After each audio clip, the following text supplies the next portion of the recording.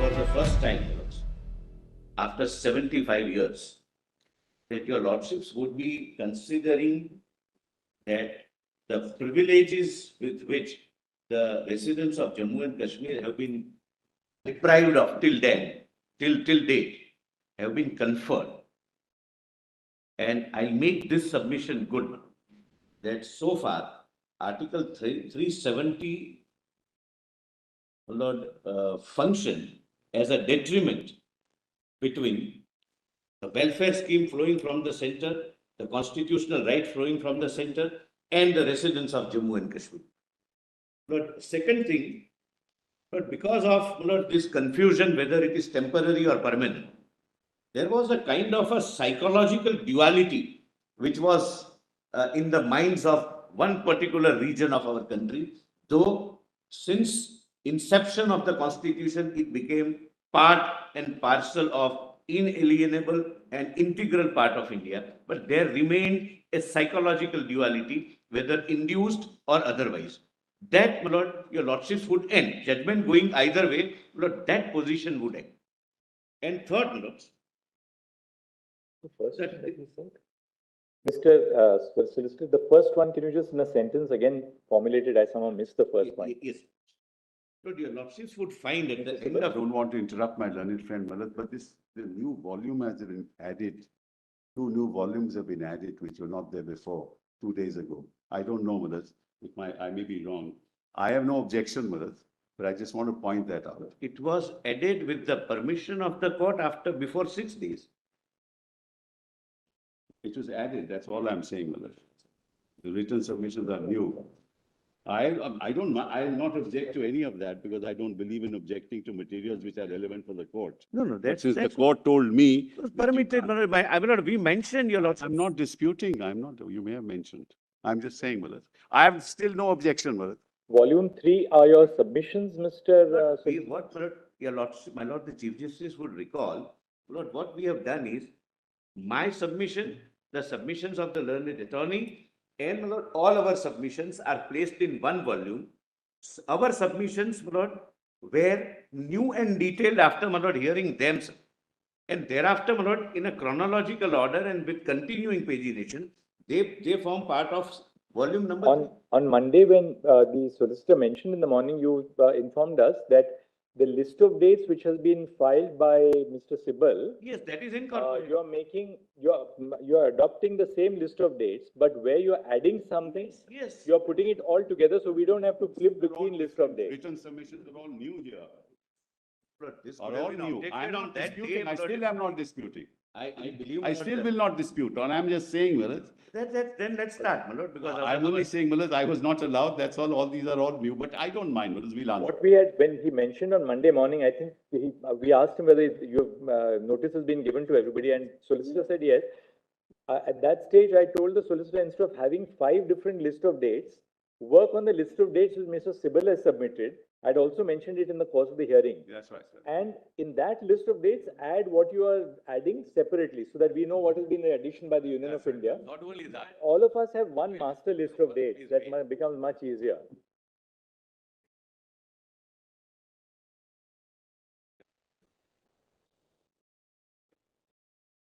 I don't know. It would have been better if this objection would have been raised. Because let's not, my lord, people are watching, let's not be, my lord, school children like objections. My lord. It was given on that very day at night.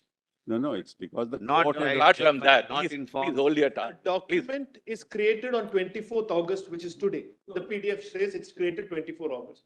So I don't know how it could have been. Mr. Prasanna. Anyway, Malat, I think that we should go on with the hearing. I'm not objecting. No, let's say. You object and thereafter you are saying I am not. Because I was told that I should not be able to add anything. I had only put some, just 5 pages. Whatever is.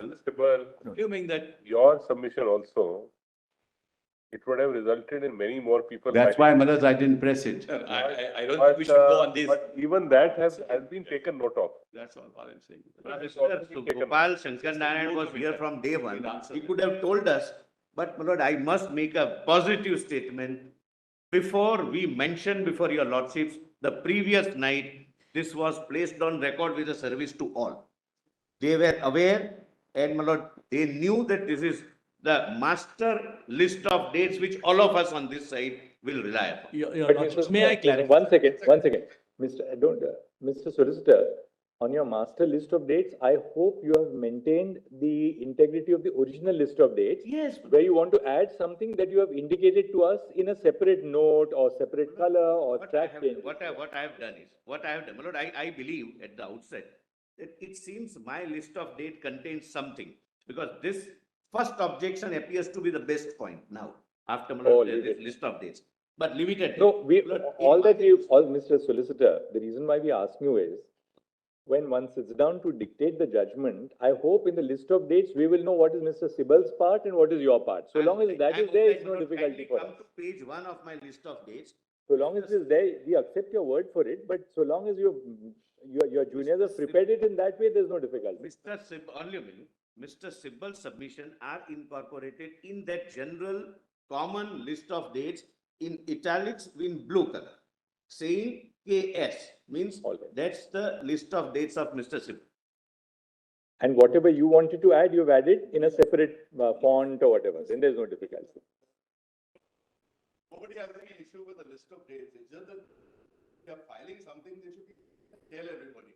What has been done today is there are 107-page list of dates which is filed. Mr. Prasanna knows but everything Mr. was Prasanna- served. You please tell you, this is what a nodal council is Yes, supposed to do. yes. So I- one I'm- second, please a moment.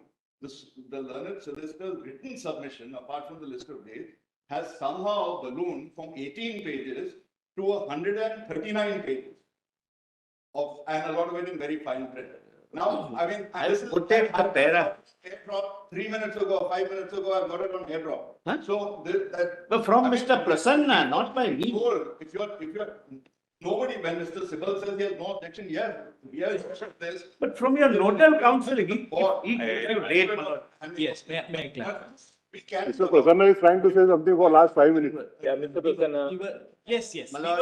were, just 1 second. Let's have a Yes. word from the young You junior were here. certainly served last week, Your Lordship. I had not been informed that it had been allowed by the court, which is why I could not circulate it forward. So that was. So It was uploaded on Sunday night. Your lordships can check up now, everything, my lord, is possible to be ascertained and verified. So say that it was emailed to him on Sunday night with a copy to Mr. Prasanna. Yes, my lord. Yes, that's correct. That's In fact, correct. we should- It was I not don't want to circulated find because it fault had with not been Mr. allowed by the Say court. that That is it not has something come. that I had been informed that it had been allowed by the court. That was where the case. My lord, my first point, my lord, why your lordships, my lord, judgment is going to be a historical judgment is this. A, my lord, after going through, my lord, the facts which we will point out on this side, your lordships would be satisfied that large number of fundamental rights and other rights will be now conferred upon the residents of Jammu and Kashmir. And they would be fully at par with rest of their brothers and sisters of this country.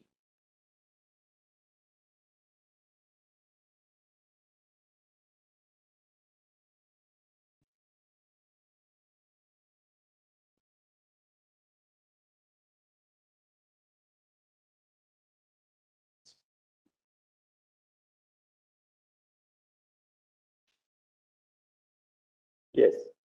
Lord, number two, Lord, because of, I'm sorry, Yes. because of the ongoing confusion, which according to us there was none, but because of the ongoing confusion whether this provision is temporary or it has become permanent, etc., there was a psychological duality amongst the minds of the residents of Jammu and Kashmir, and that was being taken disadvantage of by, I would say, my lord, interests not inimical to India. That would be settled once and for all, whichever way your lordship decides.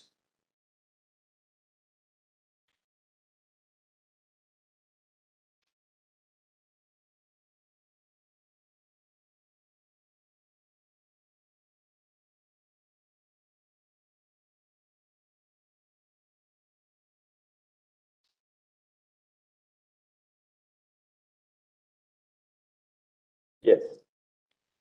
Now, my lord, I'll take your lordship, my lord. I must, my lord, assure your lordships that yesterday we undertook an exercise that your lordships have been appraised with almost everything, my lord, on facts. But your lordships are specifically not appraised with many things. So, my lord, in my list of dates also, we have, my lord, marked which portions we would not trouble your lordships by reading. So kindly directly come to, my lord, in that common compilation, page 6, PDF page 6.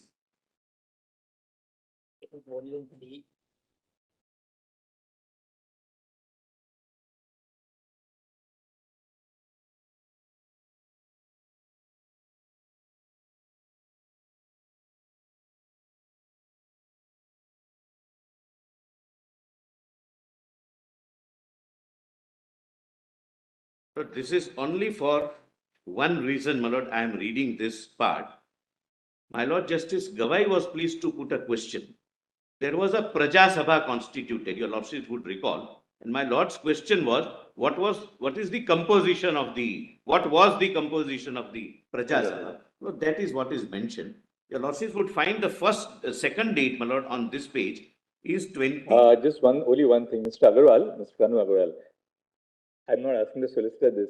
In the list of dates, there is some dates which are marked by the light brown. Yes. One by green, one by blue, and Please come to page so 4. is there a distinction for our Please come purpose to between page what is there a like green, blue? It's a legend. Page 4. Page 4 will be the answer. We just want to see Page 4. Then we have clarity, you know. This is one of the color scheme which we have used. All History right. of Kashmir is this color. All right. Then British events, law and statements. Agreed. Then blue will be Indian constitutional history. Red will be process of integration, etc. This is the relevance of the color. Right. But your lordships need not, my lord, bother about that. My lord. Once All right. the flow I have kept chronologically. So therefore, colors might keep on changing depending upon the legend, but the flow will continue. And where you say KS in italics, that is Mr. Sibbal's original. Fair enough. Got it. Sibbal's submission. Therefore, your lordships may consider not keeping Mr. Sibbal's submission side by side. It contains everything verbatim. Much easier. As my lord produced before your lordships. That's all I wanted to show. Date 20th of April 1927. I'm not reading it, but this is Mr. Sibbal's submission in his list of dates, and I have not missed, my lord, any date from his submission. It is in blue color and in italics. The next date is 22nd April 34. Maharaja Hari Singh enacted 1934 Constitution of Jammu and Kashmir. This law established a legislative assembly called Praja Sabha, which was to function under the supremacy of the Maharaja. Lord, answering my Lord Justice Gavai's question, the Praja Sabha was to have 75 members, of which 12 would be officials, 33 elected members, and 30 nominated members. Then, my lord, rest your lordships can consider skipping, my lord, and kindly come to, my lord, 7. Just, my lord, taking your lordships chronologically, your lordships have seen this provision as well. I am just, my lord, refreshing your lordship's memory without reading the provision. Lord, this is a part of Government of India Act 1935. Lord, why it has become long, the relevant parts are quoted for your lordship's immediate reference. My lords may not have to go through volume 1, PDF page, so and so, but page numbers are also mentioned, my lord, if your lordship would like to go through. But please see, my lord, at page 8, section 6 of Government of India Act 1935. Accession of Indian states. A state shall be deemed to have acceded to the Federation if His Majesty has signified his acceptance of an instrument of accession executed by the ruler thereof, whereby the ruler for himself, his heirs and successors, Lord, declare so and so, so and so, so and so. Lord, the purpose of showing this is to, my Lord, point out to your lordships, and ultimately I'll assist your lordship with that proposition and 1 or 2 judgments on this. The moment the accession is complete, the sovereignty gets lost. The sovereignty is subsumed with the bigger sovereign. Yes, sir. So there is a Privy Council judgment and few other judgments also, Lord, which we'll Lord, take a little later on. So there is one trivia, Lord, I have just added it. It doesn't make any difference for either of us. But as, my Lord, we attribute the Indian Penal Code to Lord Macaulay, Lord, this entire exercise of 1935 Act was done, my Lord. He was the author virtually of this, my Lord, Sir Samuel Hoare. One of the unsung heroes, my Lord, in the history of Indian partition, but it was he who drafted this. It has no bearing on the main question.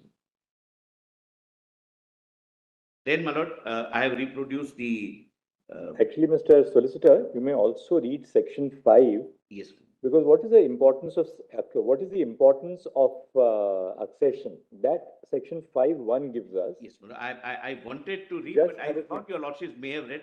My Lord, No, we've kindly seen, come but we my need Lord, to section highlight that, 5, because PDF page 7. it shall be lawful. They just read that, only that. It shall be lawful for His Majesty, if an address in that behalf has been presented to him by each House of Parliament, and if the condition hereinafter mentioned is satisfied, to declare by proclamation that as from the date therein appointed there shall be united in a federation under the crown by the name of the Federation of India.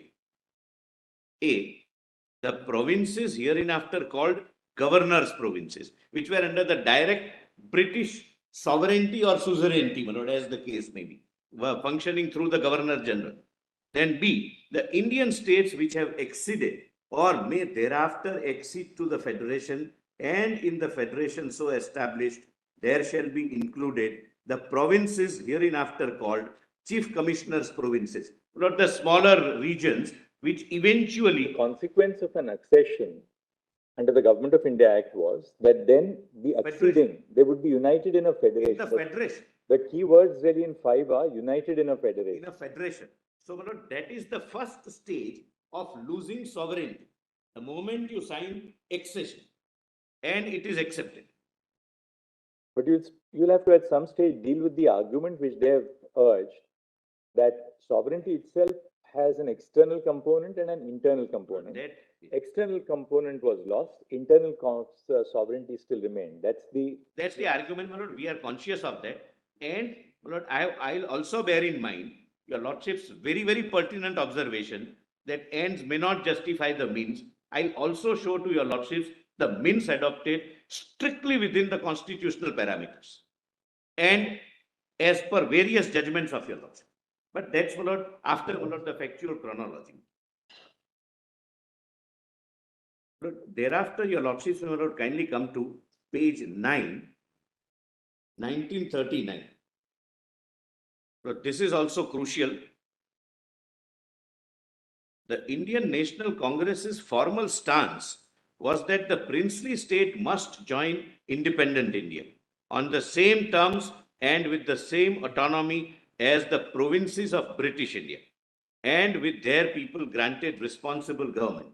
As a result, it attempted to insist on the incorporation of the princely states also into India in its negotiations with the British. So we were, as Lord British India also, our leaders were already negotiating that princely states should also come at par with the provinces, British provinces, which were already under the suzerainty or sovereignty, as the case may be, of the British. Then, my Lord, 7th September 1939, Jammu and Kashmir Constitution Act 1939 was issued by Raja Hari Singh. It established a council with a prime minister. Lord, why, my Lord, I'm reading this, my Lord, I'll just paraphrase this argument. Lord, why I say this? Lord, substantial arguments, my Lord, were made that there were no constitutions. Jammu and Kashmir had a special place in the geographical British India because that was the only part which had its own constitution in 39. Lord, that is factually incorrect. There were 62 states which had their own constitutions.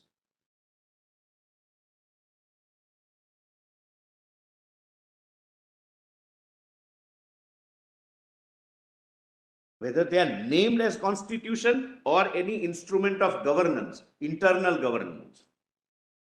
I'm just trying to show that the argument that Jammu and Kashmir had a special status from the beginning, which continued till date, is factually wrong. The foundation is wrong. And 286 states were in the process of framing that constitution during this period of late 40s, late 30s, 39 onwards.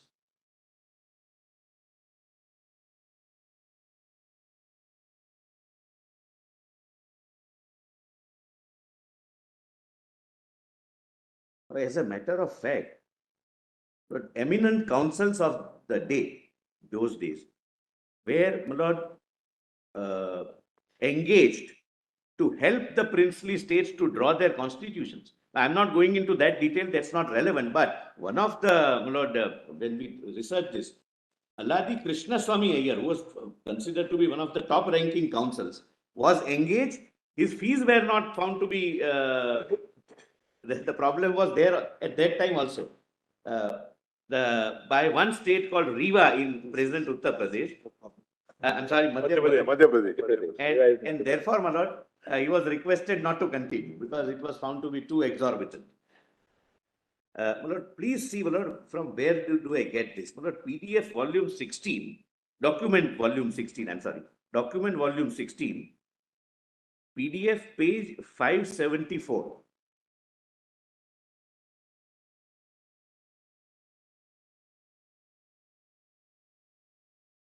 Document volume 16.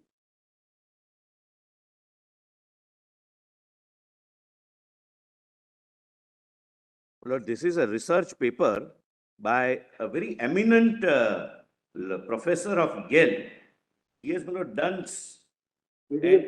at 584 directly, my lord, because this is history. I may not, my lord, trouble your lordships beyond a point, but 584.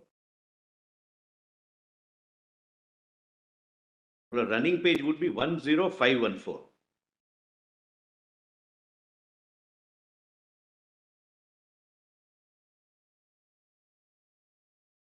Lord, as a matter of fact, some of them made their constitution and thereafter immediately signed the accession also. And I'll also show to your lordships from this chronology that the draft accession agreement was common to all. Everybody has signed the same draft. I'll come to that. Please, my lord, see the second line. However, at page 584, my lord Justice Khanna and my lord Justice. Yes, I got. Yes, my lord Justice Kaul has that. However, the inauguration of Shahpura Constitution did not prevent the prince from signing the next day the instrument of accession to the dominion of India in 3 areas of defense, external affairs, and communications, as many other princely states did at the same time. Lord, next para, kindly come, Lord, some 5th or 6th line from the top of the unnumbered second para, Manipur. Your lordship would find Manipur. Does your lordship get Manipur? Manipur in the northeast adopted a constitution which on 26th of July 1947 provided for fundamental rights and separation of powers and recognized the Maharaja as its constitutional head. Maharaja of Patna declared the setting up of a representative constitution making body on 24th October 1947. Just as at the moment when the first draft of Indian Constitution was ready, that same month, M.R. Jaikar, until the previous May, a member of the Constituent Assembly, advised Gwalior State Constitutional Reforms Committee not to depart in their proposed constitution from the model now in vogue, for instance, at Mysore. This pattern of general steps towards constitutions based on principle of representative government was repeated in numerous other princely states. These included Ond, Banswara, Bauni, Baria, Baroda, Barwani, Banaras, etc., etc. My lord, the list goes on and on and on. I'm not reading it because the names are not relevant. And this is whole length and breadth of the country. They were making either having their constitution or making their constitution. My lord, why? I just, my lord, we were just, my lord, examining why these 3 subjects are kept, my lord, even by them to themselves, my lord, namely defense, communication, and, my lord, foreign affairs. The reason was, I'm sorry, but there is a small princely state. It can't have its own army. Communication means the British had laid postal services and Britishers have also laid railway lines. So that communication was crucial, and every state can't have their own communication system for intra-princely state communication. And foreign affairs, my lord, obviously, my lord, they would like the greater power, my lord, to control. That was, my lord, basically the idea. Thereafter, my lord, as I go on, your lordships would be satisfied that ultimately everything started getting subsumed, and, you know, there are discussions. Once Article 1 comes into force with first schedule, all states which became part of the first schedule, you know, came to be governed by the Constitution of India, and the only sovereign which remained was we, the people of India. Now kindly, my lord, come back to my I'm sorry, last line, last line, I'm so sorry. In that page 585, first para, last line. So far as we have traced, your lordship gets, it's somewhere, fifth line from the bottom of the first unnumbered para. So far, your lordship gets, so far we have traced 62 states that framed their own constitution and 286 others that were involved in making constitutions for union of states, which shaped the new constitutional landscape. This fact has gone largely unnoticed in the study of India's constitutionalism. So, my lord, first, why I am pointing out the basic argument that Jammu and Kashmir was the only princely state having its constitution and therefore was getting a separate treatment is factually not found well founded.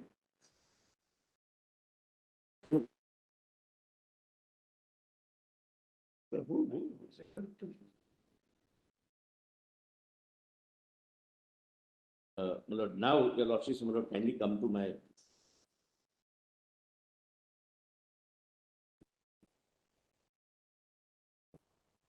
Lord, kindly come to page 10.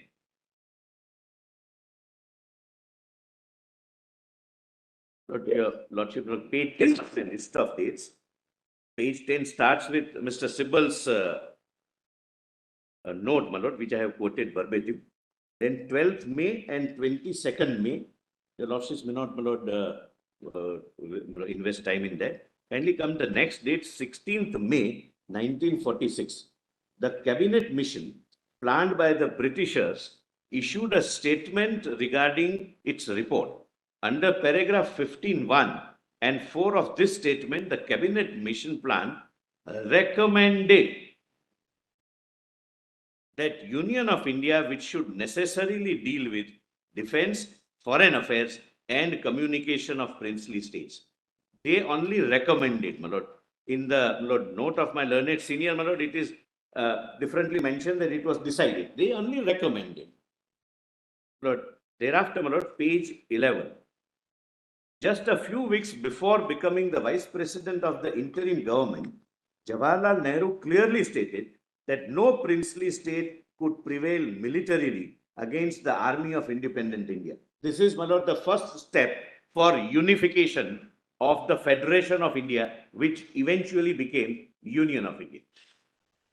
This is July 46. Then, my lord, 9th December 1946, Constituent Assembly of India was formed. But there is no dispute on this date.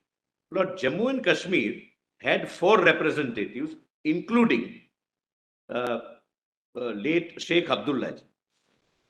But the relevant parties, when more and more princely states started acceding and accepting the Constitution of India, their representatives also kept on being added, and they started participating in framing of our Constitution. And my lord, I will come to that, my lord, at an Just one appropriate. one clarification. Yes, The 4 representatives of Jammu and Kashmir were there from the beginning or only in October? no, my lord, not from the beginning. They came, my lord, subsequently. 49, I think they came. Yeah, yes. 49, my lord. 49? It comes, but that date will come. June 1949. Yeah, yes, that date will also come. And I may, my lord, at the outset, my lord, just flag it would come in the chronological order. All these states who eventually became part of the Union of India had their differently worded instruments of accession. Some of them have said that taxation would be within our domain only. But thereafter, my lord, as the legislative and the constitutional history progresses, this is how countries are formed. When, my lord, we have more than one federal units, and it's unlike American federalism where they entered into a contract to form the union. We didn't adopt, my lord, that model in a very wise, my lord, foresight of our forefathers. That they did not choose that option. They voluntarily started joining and participating in the process of constitution making. Then, my lord, January 1947. Nehru, in his capacity as the vice president of the interim government, which included both present-day India and Pakistan, clearly said that independent India would not accept the divine right of kings. So this is January 1947. The stand of India and the party which led the freedom struggle was, we will not accept divine right of kings. We are going for a democratic setup. And that stand remained consistent, as I'll point out. Then, Lord, 22nd January 1947, Lord, the Constituent Assembly of India adopted objective resolution. Lord, my learned senior, my lord, read only one part, my lord, which is para 3. Lord, let me read para 3 and then rest of them. These were the broad, Lord, kind of objection reasons based upon which the constitution was to be framed. Para 3 declared that princely states that had joined the Union of India, whether with their present boundaries or with such others as may be determined by the Constituent Assembly, and thereafter according to the law of the Constitution, shall possess and retain the status of autonomous units, together with residuary powers, and exercise all powers and functions of government and administration, save and except such powers and functions as are vested in or assigned to the Union. Lord, the interpretation given by the petitioner was that the autonomy was the foundational stone of the constitutional making. Lord, this autonomy will have to be understood from the subsequent paragraphs. States are still autonomous in case of, Lord, list 2, schedule 7, etc. There are several provisions giving them an internal autonomy while being a part of the larger Union of India. Paragraph 4, this, according to me, should be read. Declared that all power and authority of the sovereign independent India, its constituent parts and organs of the government are derived from the people. The seeds of democracy born for the first time. That the sovereignty would vest in we, the people of India. Then 5, declared that there shall be guaranteed and secured to all the people of India justice, social, economic and political, equality of status. Kindly mark this, equality of status was the avowed goal while framing the constitution. One union or one segment of the Union of India cannot be deprived of the rights which are enjoyed by rest of the countrymen. Then 7, declared that there shall be maintained the integrity of the territory of the Republic and its sovereign rights on land, sea and air according to justice and law of civilized nations. And 8, declared that this ancient land attains its rightful and honored place in the world and makes it full willing, so and so, so and so, so and so. Now, your Lordship, kindly see the next date, 25th January 47, the resolution for the establishment of the Union Powers Committee in the Constituent Assembly was passed. Lord, your Lordships can skip the next date. Lord, a statement by Clement Attlee, the then Prime Minister of my lord, Britain. Then, my lord, 17/4/1947, the first report of Union Power Committee was that is, my lord, of the Constituent Assembly, was published widely, expanding the scope of phrases defense, foreign affairs, communications, and powers necessary to raise the finances required.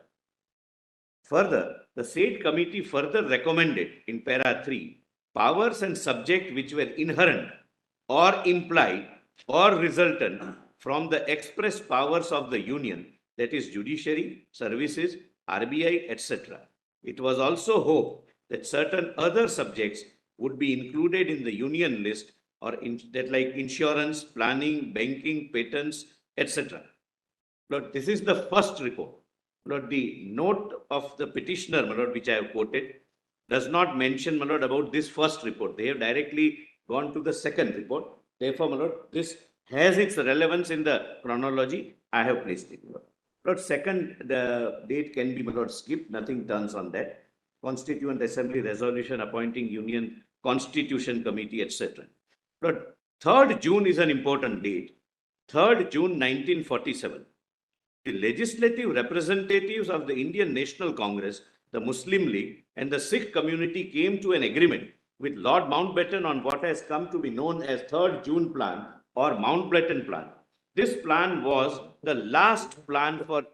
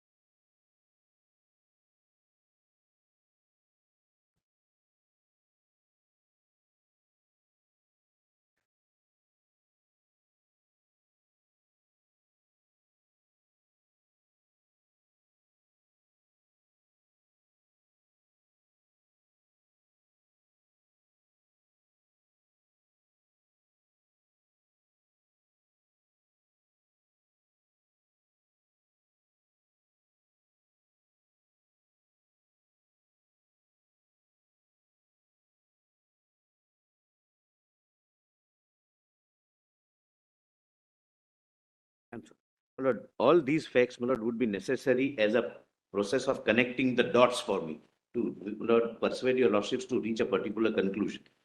Even otherwise, whichever way, my lord, your lordships would like to ultimately decide, these facts would be relevant, my lord. Therefore, my lord, I am placing only those facts which are relevant, my lord, to the issue. Lord, now Mountbatten Plan comes. This is the only plan, Lord, for independent India, my lord, last plan.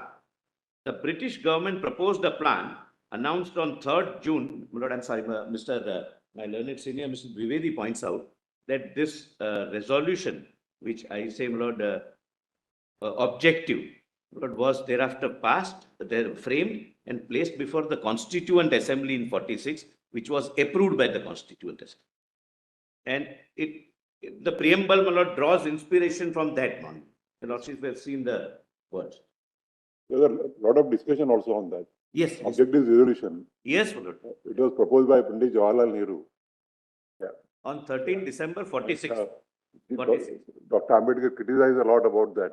Yes. He said that there are many things which are missing in what we have promised. Lord, as a matter of fact, the first letter of Dr. Ambedkar, while introducing the draft constitution, makes a very interesting read. So his speech of 4th of December 1948. Yes. Lord, when we go through the Constituent Assembly debates of India, Lord, we really feel as citizens that we were in safest of the hands. Lord, now this proposal contains, Lord, these principles. Principle of partition of British India was accepted by the British government. Then second, successor governments would be given dominion status. autonomy and sovereignty to both countries, that is India and Pakistan. Then fourth and fifth is relevant. Both can make their own constitution. And fifth, princely states were given the right to join either India or Pakistan. Princely states had no option to remain independent under this plan.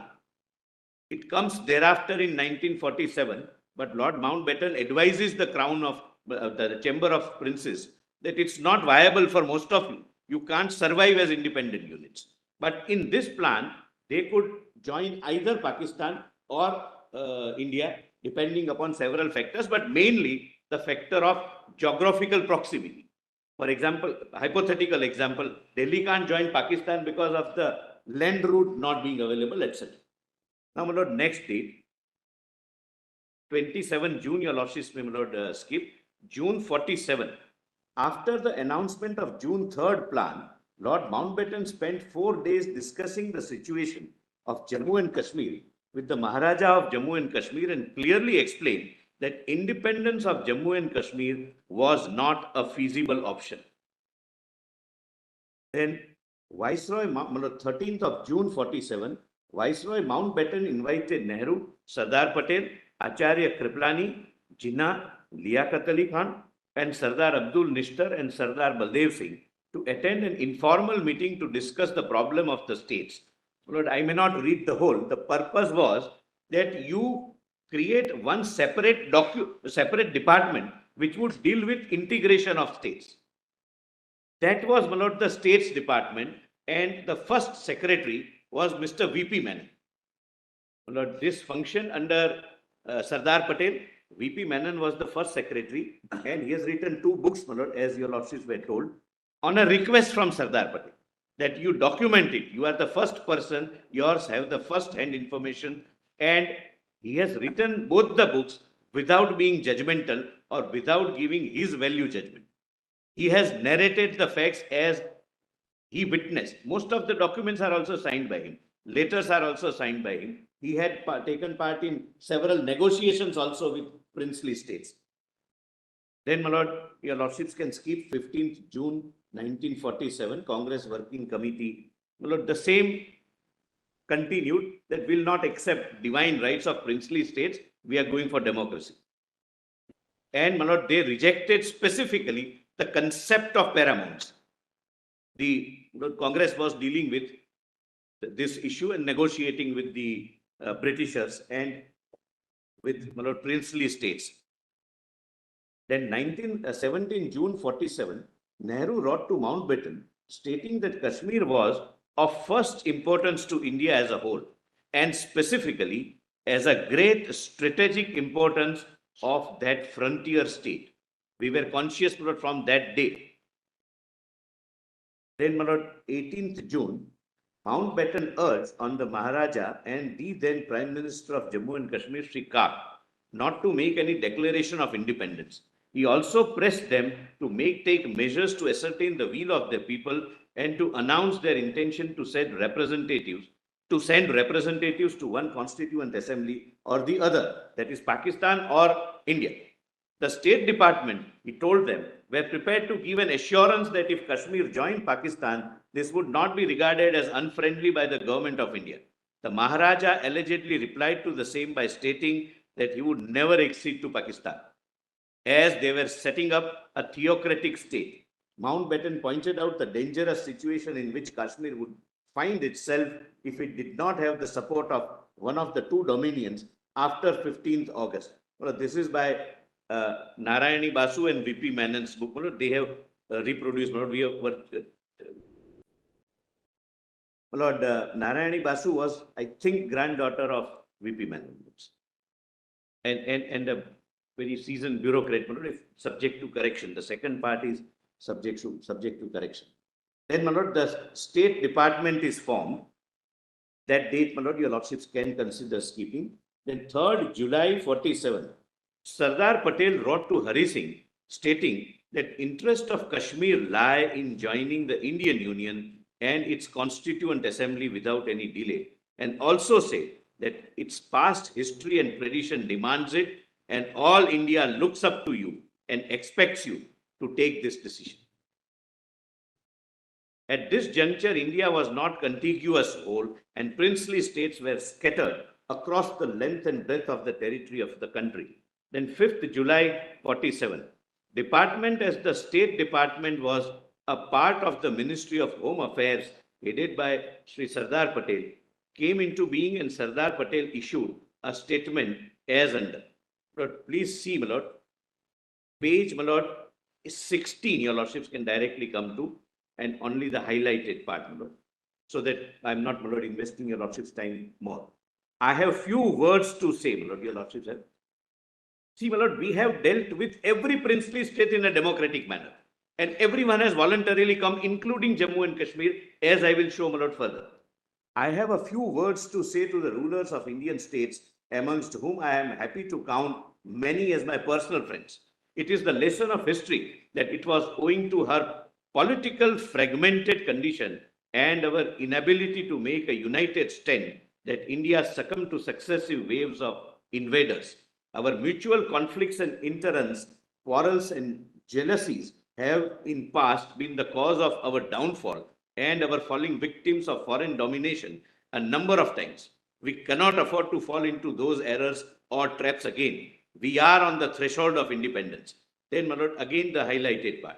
But there can be no question that despite this separation, a fundamental homogeneous culture and sentiment reinforced by compulsive logic of mutual interest would continue to govern us. Much more would this be the case with the vast majority of states which, owing to their geographical contiguity and indissoluble ties, economic, cultural, and political, must continue to maintain relations of mutual friendship and cooperation with the rest of India. Lord, please, my lord, come to next page, my lord, 17, highlighted and bold part. But I am skipping something which is in the same breath, my lord, same line the Lord Sardar Patel says. Nor would it be a policy, my lord, I am reading the highlighted part only, nor would it be my policy to conduct the relations of the new department with the states in any manner which severs of the domination of one over the other. If there would be any domination, it would be that of our mutual interest and welfare. My lord, this is where, my lord, Sardar Patel showed the seeds of, my lord, federalism and balance of powers, that nobody would be dominant, nobody would be subservient. The only thing dominant would be our mutual interest and unification and unity of the nation. Then, my lord, 5th July 47, the Union Powers Committee submitted its second report, my lord, which was placed by my learned senior, my lord, Mr. Sibal. Kindly, my lord, first was not placed, and I want to read fully, my lord, only a part was read, my lord, and it may have, my lord, potential to assist your lordships. Only highlighted part, my lord. Or I may read, my lord, the full. Momentous changes have since occurred. Some parts of the country are seceding to form a separate state, and the plan put forward in the statement of 16th May, on the basis of which the committee was working, is in many essentials no longer operating. In particular, we are not now bound by the limitations on the scope of union powers. The first point accordingly that we considered was whether in the changed circumstances, the scope of these powers should be widened. We had no difficulty in coming to a conclusion on this point. The severe limitation on the scope of central authority in the cabinet missions plan was a compromise accepted by the assembly much, we think, against its judgment of the administrative needs of the country in order to accommodate the Muslim League. Now that partition is a settled fact, we are unanimously of the view that it would be injurious to the interest of the country to provide for a weak central authority which would be incapable of ensuring peace, of coordinating vital matters of common concern, and speaking effectively for the whole country in the international sphere. At the same time, we are quite clear in our minds that there are many matters in which authority must lie solely with the units. My lord, stronger center, but federal structure. My lord, therefore, we say it's more unitary than federal or more federal than unitary. My lord, that is the first route. units, and that to frame a constitution on the basis of a unitary state would be a retrograde step, both politically and administratively. We have accordingly come to the conclusion, a conclusion which was also reached by the Union Constitution Committee, that soundest framework for our constitution is a federation with a strong center. In the matter of distributing powers between the center and the units, we think that most satisfactory arrangement is to draw 3 exhaustive lists on the lines followed in the Government of India Act 1935, that is federal, provincial and concurrent. Lord, appendix to this report, my Lord, please see the note. The appendix to this report had a union list with a wide array of subjects, that is 87 in total, my Lord. Now we have 97, my Lord. Now, my Lord, kindly come to, my Lord, the next date, 10th July 1947. So this is a very important statement made on the floor of British Parliament by Clement Attlee, the then Prime Minister of India. This is not available otherwise, but in one of the recent judgments of the British court, where, my Lord, there was a dispute regarding properties of Hyderabad's Nizam. Lord, this is quoted. He had transferred some $1 million and there was some dispute between High Commission and Nizam. That's not relevant. From there, my Lord, this quotation, my Lord. My Lord, at the foot, my Lord, I have underlined. I'll read only that part. A feature running through all our relations with the states has been that the Crown has conducted their foreign relations. They have received no international recognition independent of India as a whole. With the ending of the treaties and agreements, the states regained their independence. They had treaties with British government with regard to communication in terms of postal, railways, etc. Everything was come to an end. But they are part of geographical India, and their rulers and peoples are imbued with a patriotism no less great than that of their fellow Indians in British India. It would, I think, be unfortunate if, owing to the formal severance of their paramountcy relations with the Crown, they were to become islands cut off from the rest of India. The termination of their existing relationship with the Crown need have no such consequences. Underline, it is hope of His Majesty's government that all states will, in due course and their appropriate place within one or other of the new dominions within the British Commonwealth, but until the Constitution, etc., I can skip that. Lord, the position was clear that princely state became independent technically, but not viable independent units. Lord, may I start at 2? Please, sir. But there were 2 sections incorporated. Section 5 I have not quoted. I just paraphrase it. It defined territories and included within the term territories exceeding states also. That's all. The Lordships would like to note the page number and it's document volume 12, page 103. Now, my Lord, the system of accession of Indian states. That was section 6 of this order of 1947. Please see, my Lord, 1. May I, my Lord?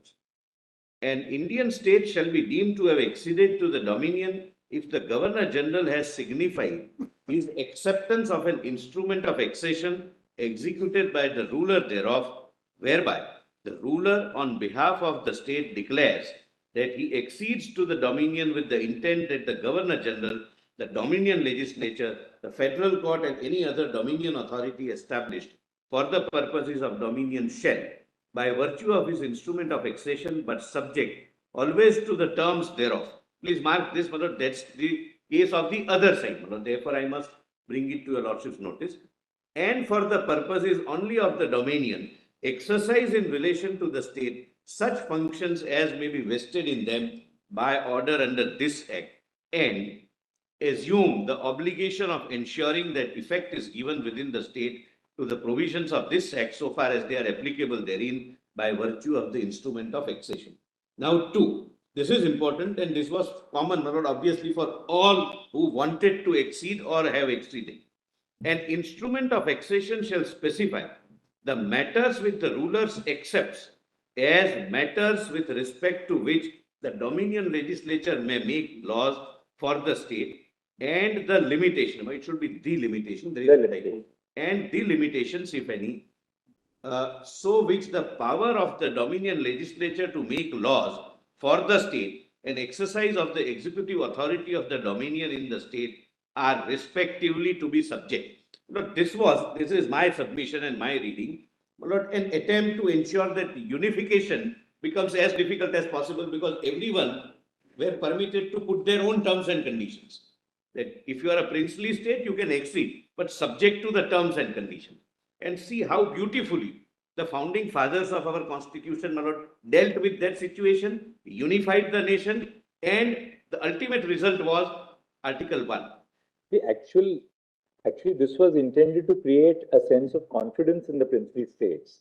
You are not losing everything.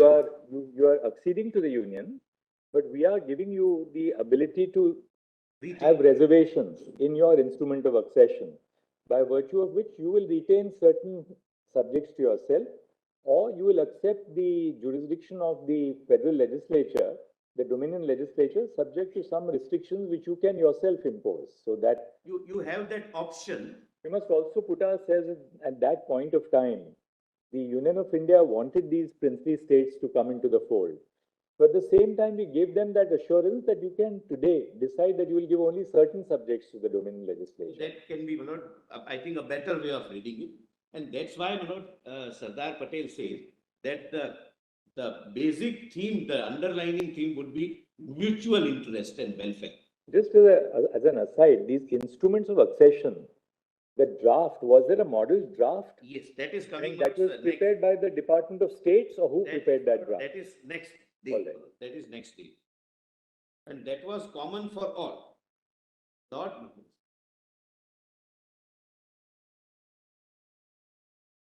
I'm sorry, the subsection 3, my lord, learned AG, my lord, is guiding me to, my lord. The variation of the instrument by a supplementary. By a supplementary instrument executed by him and accepted by the governor, varying the instrument of accession of his state by extending the functions which, by virtue of that instrument, are exercisable by any dominion. So he can forego, he can kind of waive, or he can permit the dominion to do that. Then Lord Mountbatten, speaking to the Chamber of Princes as Crown Representative on 25th July, negotiating committee constituted of 10 rulers and 12 ministers of princely states. This apparatus had in fact been decided upon after heated political debate. Full statement at so and so. I am not reading it, but note, in this process, a model draft of instrument of accession was made. This draft is signed by all princely states of Jammu, and Jammu and Kashmir has not signed any instrument of accession, either special or having any different version at this stage. Now, my lord, India attained independence. So, your lordship would like to see the draft, my lord? That would be. No, that's okay. That's all right. It's not. We need not break the flow. Page 23. After 15th August 1947, after independence, Lord Ismay, on the recommendation of Lord Mountbatten, went to Maharaja of Kashmir to persuade him to choose one of the dominions. Then 27th September 47, Nehru wrote to Sardar Patel claiming that the Pakistani strategy is to infiltrate Kashmir now and to take some big action as soon as Kashmir is more or less isolated because of coming winter. Nehru had anticipated. And these words proved to be prophetic. This, in fact, happened, and as Malord, it is pointed out subsequently. Then, Malord, Pakistan continued hit and run border raids in Kashmir. Then, 2nd October 47, Sardar Patel writes to Hari Singh, stating that Sheikh Abdullah will be coming to Delhi shortly, and we shall endeavor to reach a sensible solution to the difficulties you have from that quarter. So that is, the quarter means the Sheikh, that you have some problem which are flagged by Sheikh Abdullah ji, so we will sort it out. Then your lordships would find 15/10/1947, Meherchand Mahajan, Lord, he was the Prime Minister of the then Kashmir, and Lord, incidentally, Lord, he became Lord, a judge of federal court and Lord, eventually Lord, sat in this court Lord, as a Chief Justice of India. Complained to the British Prime Minister that government of Pakistan had broken the standstill agreement, which was between Kashmir and Pakistan. And the whole of state border from Gurdaspur to Gilgit was threatened with invasion, which had already begun in Punj. Then government of Jammu and Kashmir sent a protest letter to the Governor General and the Prime Minister of Pakistan against breaches of the standstill agreement and the continuous raids. Then, my lord, your lordships can skip this. In the autobiography of Justice Mahajan, Lord, this incident is narrated that when he was traveling along with the Maharaja of Kashmir, how his life and the life of the king was saved, my lord, by a sheer coincidence of an intuition of the king that instead of this guest house, we may better stay in some other guest house. So that's all, my lord. Then your lordships may kindly see 22nd October 1947. All-out invasion of Jammu and Kashmir started, consisting allegedly of local tribesmen. The other side also, my lord, repeatedly said that there were tribe leaders who were conducting raids. I'll point out the contemporaneous letter written by the king to the government of India. And my lord, Sri V.P. Menon. The raiders destroyed the Uri Bridge and captured Mahura powerhouse, which supplied electricity to Srinagar, which plunged Srinagar into darkness. It was announced that they would reach Srinagar within 2 days. Then 24th October 47, Government of India received a request for help from Maharaja. Then 25th of October 47, the meeting of Defence Committee was held, presided over by Lord Mountbatten, wherein it was decided that the Home Secretary V.P. Menon should fly to Srinagar immediately to study the situation on ground and report the same to the Government of India. V.P. Menon landed in Srinagar and found the entire city, into inverted comma, I quote, oppressed by the stillness as the graveyard all around, unquote. Sri Menon met the PM of Jammu and Kashmir, Sri Meherchand Mahajan, who appraised Sri Menon to the perilous situation and pleaded the Government of India to come to the rescue of the state. Then 26th October 47, the next morning Sri Mahajan called Sri Menon that there were rumors that raiders had reached Srinagar. Sri Menon and Sri Mahajan flew back to Delhi. Sri Menon went straight to the meeting of the Defence Committee and reported the impressions of the situation and pointed out the supreme necessity of saving Jammu and Kashmir. It was pointed out by Lord Mountbatten that till the time Jammu and Kashmir does not accede to India, it would be improper to move Indian troops, and accession would be the only basis which would rightfully give the right to Indian forces to retaliate against the invasion of Kashmir. After the meeting of the Defence Committee, Sri Menon and Sri Mahajan flew to Jammu and woke up the Maharaja and informed him of the developments that had taken place in the Defence Committee meeting. Maharaja desired to accede, reiterated his request for military help, and further informed his intention to set up an interim responsible government. Then your lordships may kindly come to this letter sent by, contemporaneous letter sent by the king, to Sri Menon, that is volume 1, document volume 1, page 7. This would be, relevant for your lordship's assistance.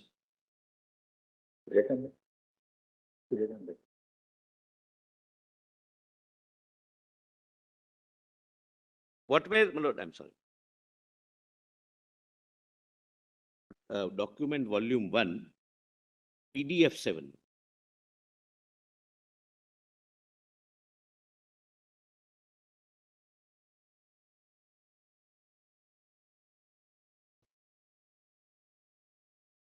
We have actually read this letter where the Maharaja says that, he had not decided whether to be independent or join the Dominion. Was the only part which was read, my lord. I would like your lordships to read, my lord, at page 8, two paragraphs, my lord, which were, my lord, not. Yeah, he refers to the mass infiltration and other things. So kindly see the first.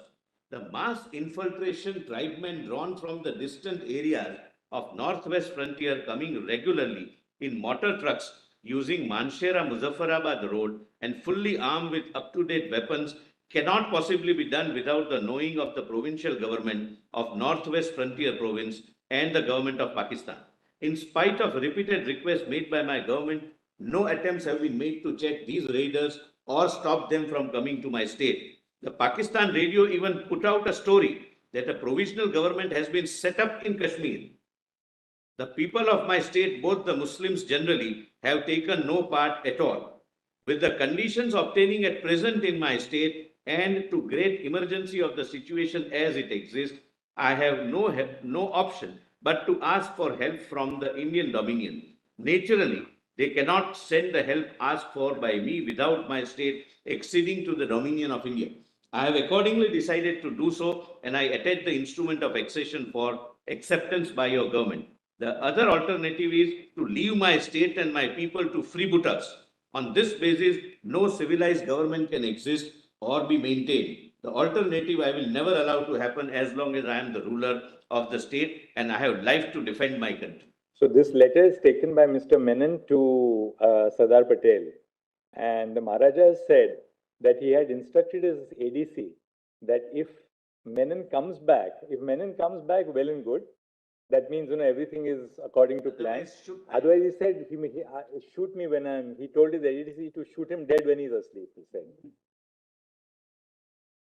He said, if he comes back, don't wake him up. Don't wake me up. Otherwise, if he doesn't, then shoot me, because I would not like to be shot by the enemy forces. That was that's how, my lord, beautifully sent later, my lord. So long as there is a life in me, I'll defend my people. Now, my lord, I am coming back to page 26, my lord. Surya Kant now. The second, my lord, this is accepted. The instrument of accession is accepted. Then 27th October 1947. Your lordships have page 27. Yes. Second date, 27 October 47, a Herculean airlift operation of Indian troops was carried out in order to carry out the rescue operations in Jammu and Kashmir, which we continued till 2019. Now it has stopped. Possibly the only provision which is not only mentioned to be temporary, but has been understood by all subsequent parliament to be temporary, has managed to continue for 75 years. The moment Jinnah heard that India has accepted Jammu and Kashmir accession and Indian troops had been airdropped into Kashmir, he gave orders to General Gracie, acting Commander-in-Chief in Pakistan Army. General Gracie represented his inability to issue any instruction without approval of the Supreme Commander. Field Marshal so-and-so informed Jinnah that considering the fact that Jammu and Kashmir had signed an instrument of accession, it would not be possible for British officers serving in Pakistani army to enter Jammu and Kashmir.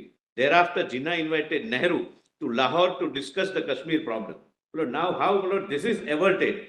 Lord, the diplomacy at its best. Mountbatten was eager to accept the invitation and Nehru was inclined to agree with Mountbatten. However, Sardar Patel was strongly opposed to the proposition on the ground that Pakistan was the aggressor in this case and India ought not to follow the policy of appeasing the aggressor. As there was a difference of opinion between Nehru and Patel, the matter was referred to Gandhiji. Gandhiji called Nehru, Sardar Patel and Sri Menon to Birla House. During the discussion, it was found that Nehru was running a high fever and his going to Lahore was out of question. It was decided that Lord Mountbatten should go alone. V.P. Menon writes this without any value judgment, without giving his personal views or comments, as a fact as it happened. Sometimes running high fever is also an act of diplomacy. Yes, it is, and it was in this case. Yes, it was a diplomatic illness, and it was required in the interest of the country. Absolutely right.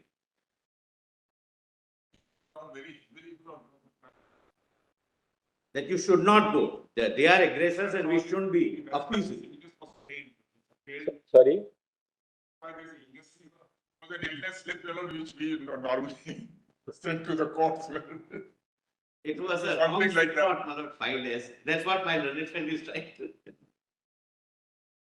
He was ready to go to Pakistan. The cabinet put its foot down that it can't be that they are aggressor and our Prime Minister goes crawling to Lahore to meet Jinnah. So now please see,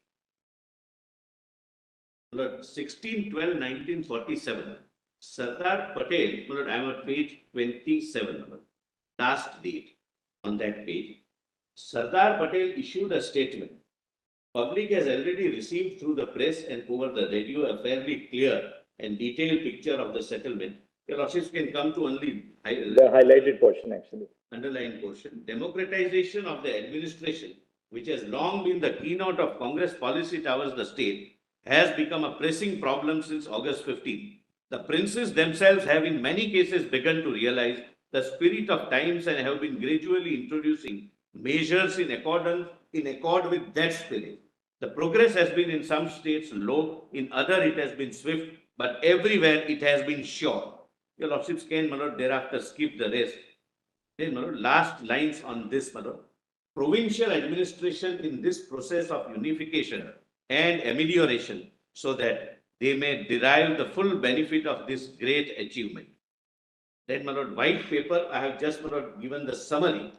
Before the Constitution of India came into force, a Herculean task of unionization and democratization, ensuring local popular government in place of hereditary princes was going on. For the said process, instrument of accession and standstill agreements were signed.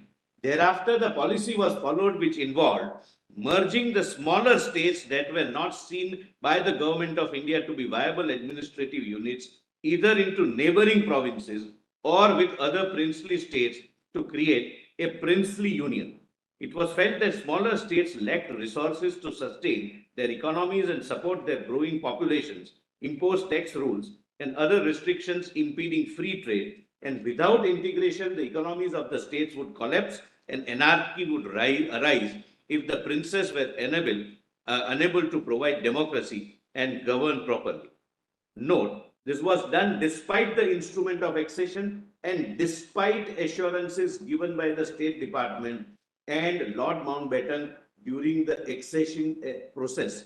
There were not promises held up, as in one of the judgments referred to, but that judgment is thereafter reconsidered. I'll come to that. That these promises after the Constitution of India comes into force have no meaning. It is the Constitution which is supreme, and the only sovereign is we, the people of India. There is a judgment on that. In December 47, princes from the East India Agency and Chhattisgarh Agency were summoned to an all-night meeting with Menon, where they were persuaded to sign merger agreements integrating their states into Odisha, the central provinces and Bihar. Thereafter, 66 states in Gujarat and Deccan were merged into Bombay, including large states of Kolhapur and Baroda. Other small states were merged into Madras, East Punjab, West Bengal, and United Provinces and Assam. 30 states of former Punjab Hill States Agency, which lay near the international border. Similarly, this continued to happen depending upon the geographical situation, but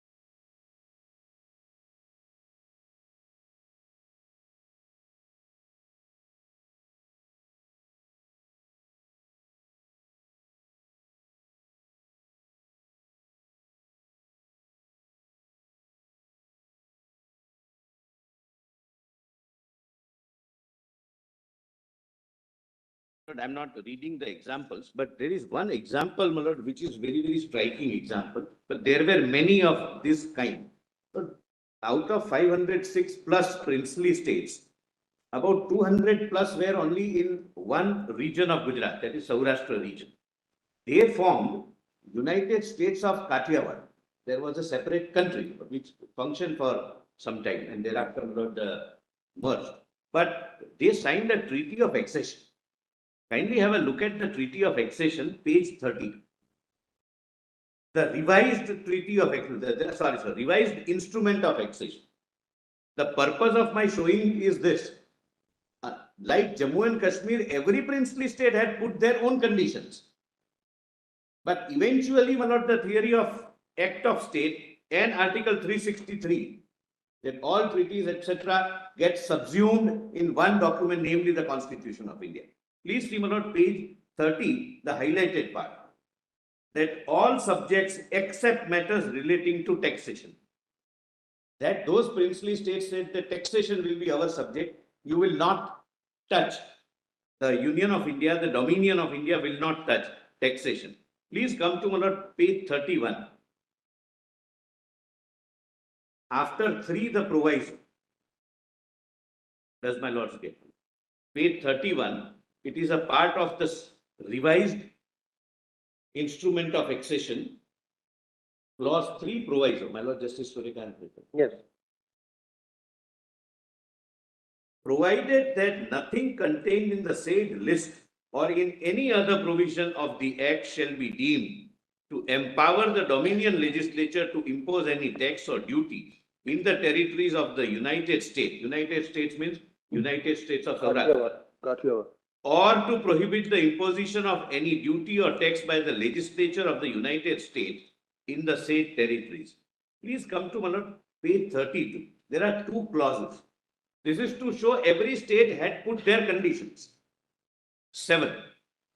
Clause 7. This is again part of, my lord, the revised instrument of accession. Nothing in this instrument shall empower the Dominion legislature to make any law for the United States authorizing the compulsory acquisition of land for any purpose but subject the Dominion for the purpose of a Dominion law which applies in the United States deem it necessary to acquire any land. The Raj Pramukh of the United States shall, at the request and at the expense of Dominion government, acquire the land, or if the land belongs to the United States, transfer it to them on such terms as may be agreed or in default of agreement determined by an arbitrator so and so, so and so. Well, till the princely state remained, even after independence, they were called Raj Pramukhs. Even after the federal units, namely the states. Until the 1956, 1956 amendment. 56. When the Raj Pramukhs were abolished and you had the governors. The governors, not the princely state. But 8, nothing in this instrument shall be deemed to commit the United States in any way to acceptance of any future constitution of India. This is not, my lord, in Jammu and Kashmir. It is reverse, I'll show. But they say, I am not admitting that I'll accept the future constitution of India in any way to acceptance of India or to fetter the discretion of the government of United States to enter into agreements with the government of India under any such future constitution. The only difference was that this constitutional history led to the ultimate integration in every sense of the other states like Kathiawar, Saurashtra, Baroda. They didn't follow the 370 route because for J&K, the constitution decided to go to 370. The other states, there was no provision like 370. They merged and they were integrated completely. They accepted list 1, they accepted list 3. They accepted the ultimate dominion powers, executive and legislature of the Dominion of India.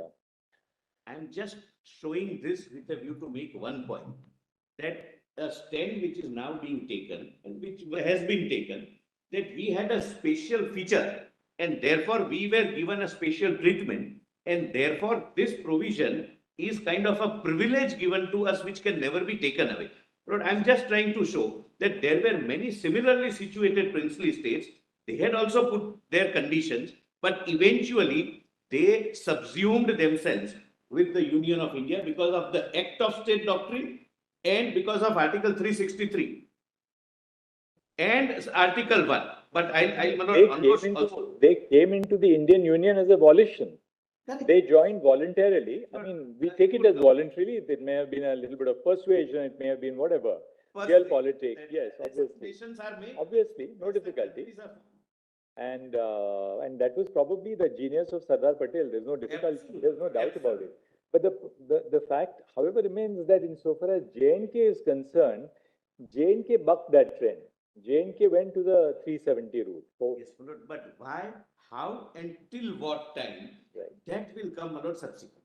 Right. And that's why, my lord, for me, as I said, my lord, in the outset, connecting the dots would be necessary. So the limited point which you are making at this stage is that the instruments of accession of various princely states contain certain reservations. Now we have seen in regard to taxation, in regard to land acquisition, binding constitution.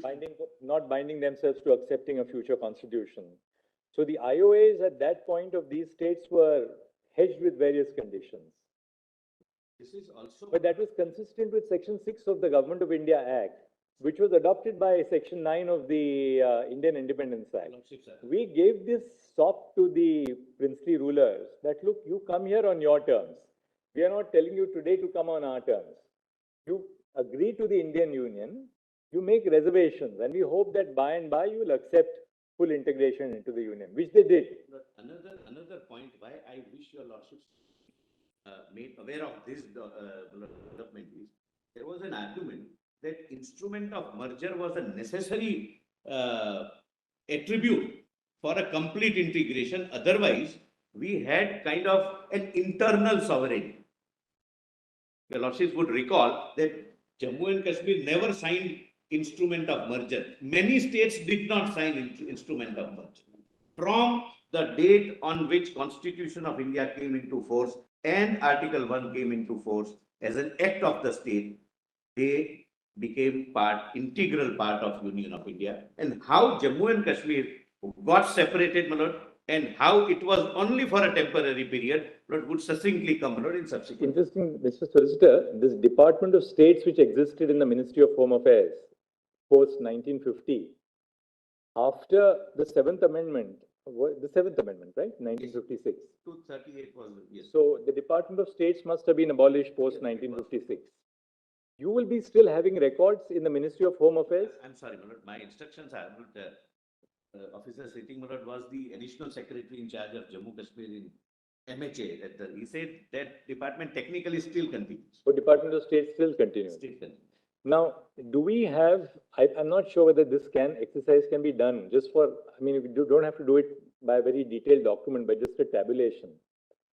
If we can have a list of the states and, you know, we can have, say, Kathiawar, instrument of accession, supplementary instrument of accession, and merger agreement. Which of the states came into the Union with a merger agreement? Which of the states had no merger agreement at all and yet joined the Union?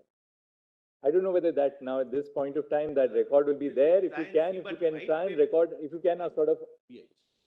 To a large extent, white paper indicates what happened. I don't know if you have that record. I mean, how many out of these 562 who actually joined the Union of India, actually executed merger agreements? What happened? What I meant was, how many of these states which joined the Union of India did not execute merger agreements? That will be a smaller group probably. But possibly. So, which will then perhaps give some support to your argument that the execution of a merger agreement was not quintessential to acceptance of ultimate sovereignty by India. And second, many states, many princely states, were subsumed with the Union of India even without a merger agreement. And various states, therefore, were subsumed in the Union of India only with an instrument of accession. We'll do that exercise. Substantially, everything is there in the white paper. But if there is nothing else also, Manoj,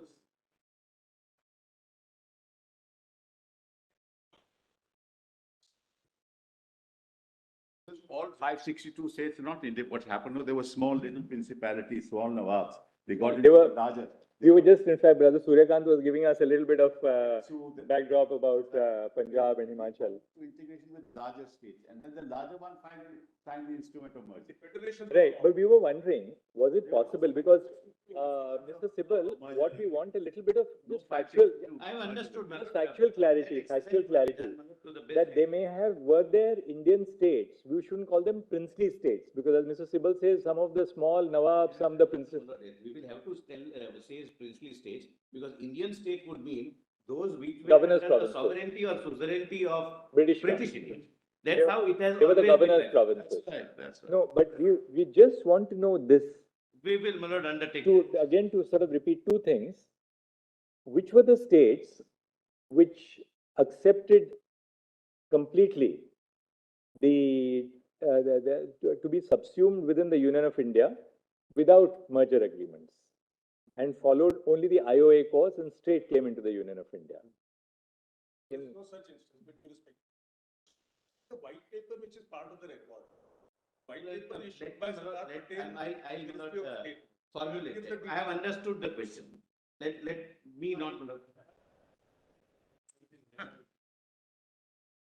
You know, Mr. Shankana, I just thought since the Department of States exists even today, this is something, this will be, they might take a day or 2 days, but they will be able to do it. It would be done. The table here with the states which have not entered into a merger. Helping your point. Actually, if you want a list of states which have What not is the source? What is the source of your table?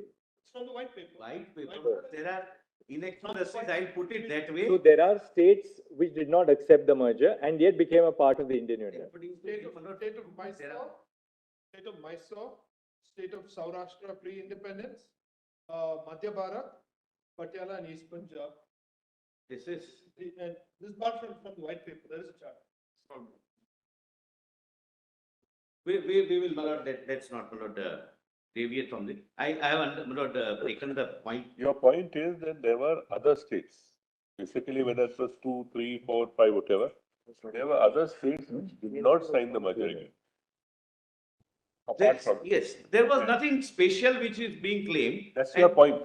And second, that merger was such a sine qua non, without which you can never be an integral part of India, either under Article 1 or otherwise, or your special status must continue. But please do not. So in other words, Mr. Solicitor, to sort of paraphrase your submission, it's twofold. First, the expression of reservations in the instrument of accession was not unique to the instrument of accession which was executed by Maharaja Hari Singh. I couldn't put it that way. To the execution of a merger agreement was not a sine qua non to be absorbed or become a part of the Indian Union. It's a twofold. We got the point. So please come to para 30, to page 32 bottom, my notes.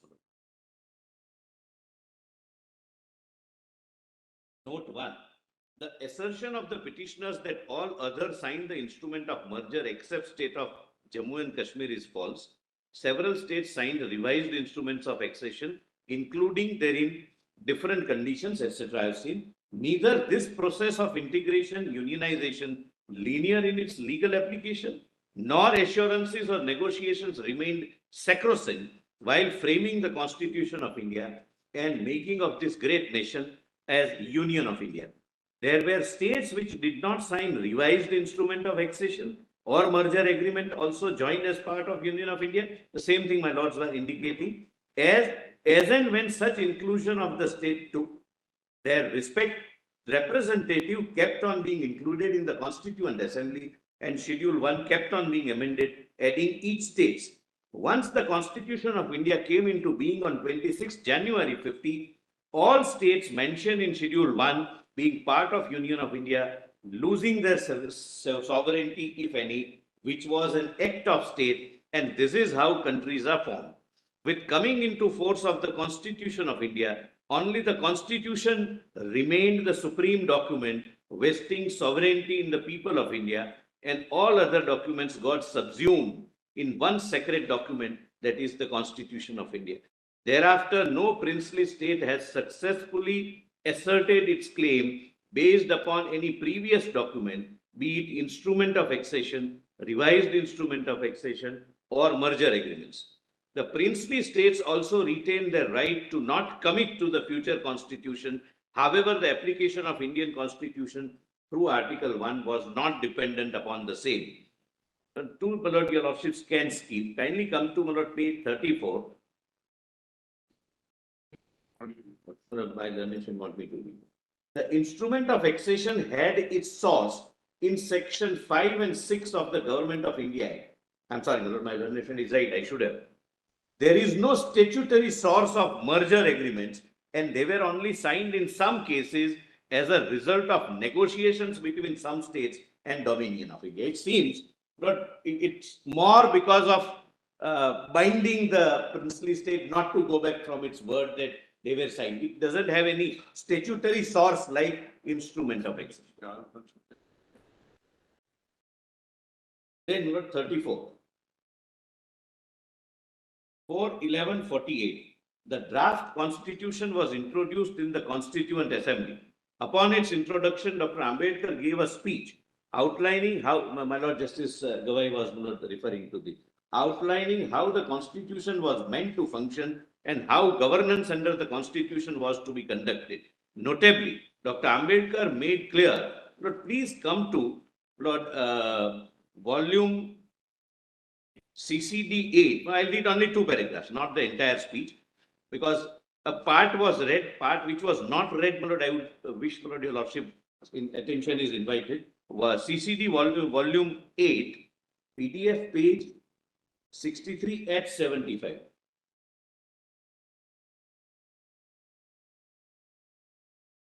Documents volume 8. Lord, document volume 8, PDF page at 75. 64 at 70. Starts at 64 at 75. Only one paragraph, which was not read, therefore I am reading it. Because according to me, this is the heart of what Dr. Ambedkar felt. single P.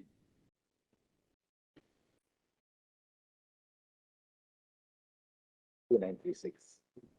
2936, yes, my lord. Running page 2936. Lord, unnumbered second para. Some critics, your lordships have. Some critics have taken objection to the description of India in Article 1 of the draft constitution as a union of states. It is said that the correct phraseology should be a federation of states. It is true that South Africa, which is a unitary state, is described as a union, but Canada, which is a federation, is also called a union. Thus, the description of India as union, though its constitution is federal, does no violence to usage. But what is important is that the use of the word union is deliberate. I do not know why the word union was used in the Canadian Constitution, but I can tell you why the drafting committee has used it. The drafting committee wanted to make it clear that though India was a federation, federation was not the result of an agreement by the states to join in a federation, and that the federation not being the result of an agreement, no state has the right to secede from it. The federation is a union because it is indestructible.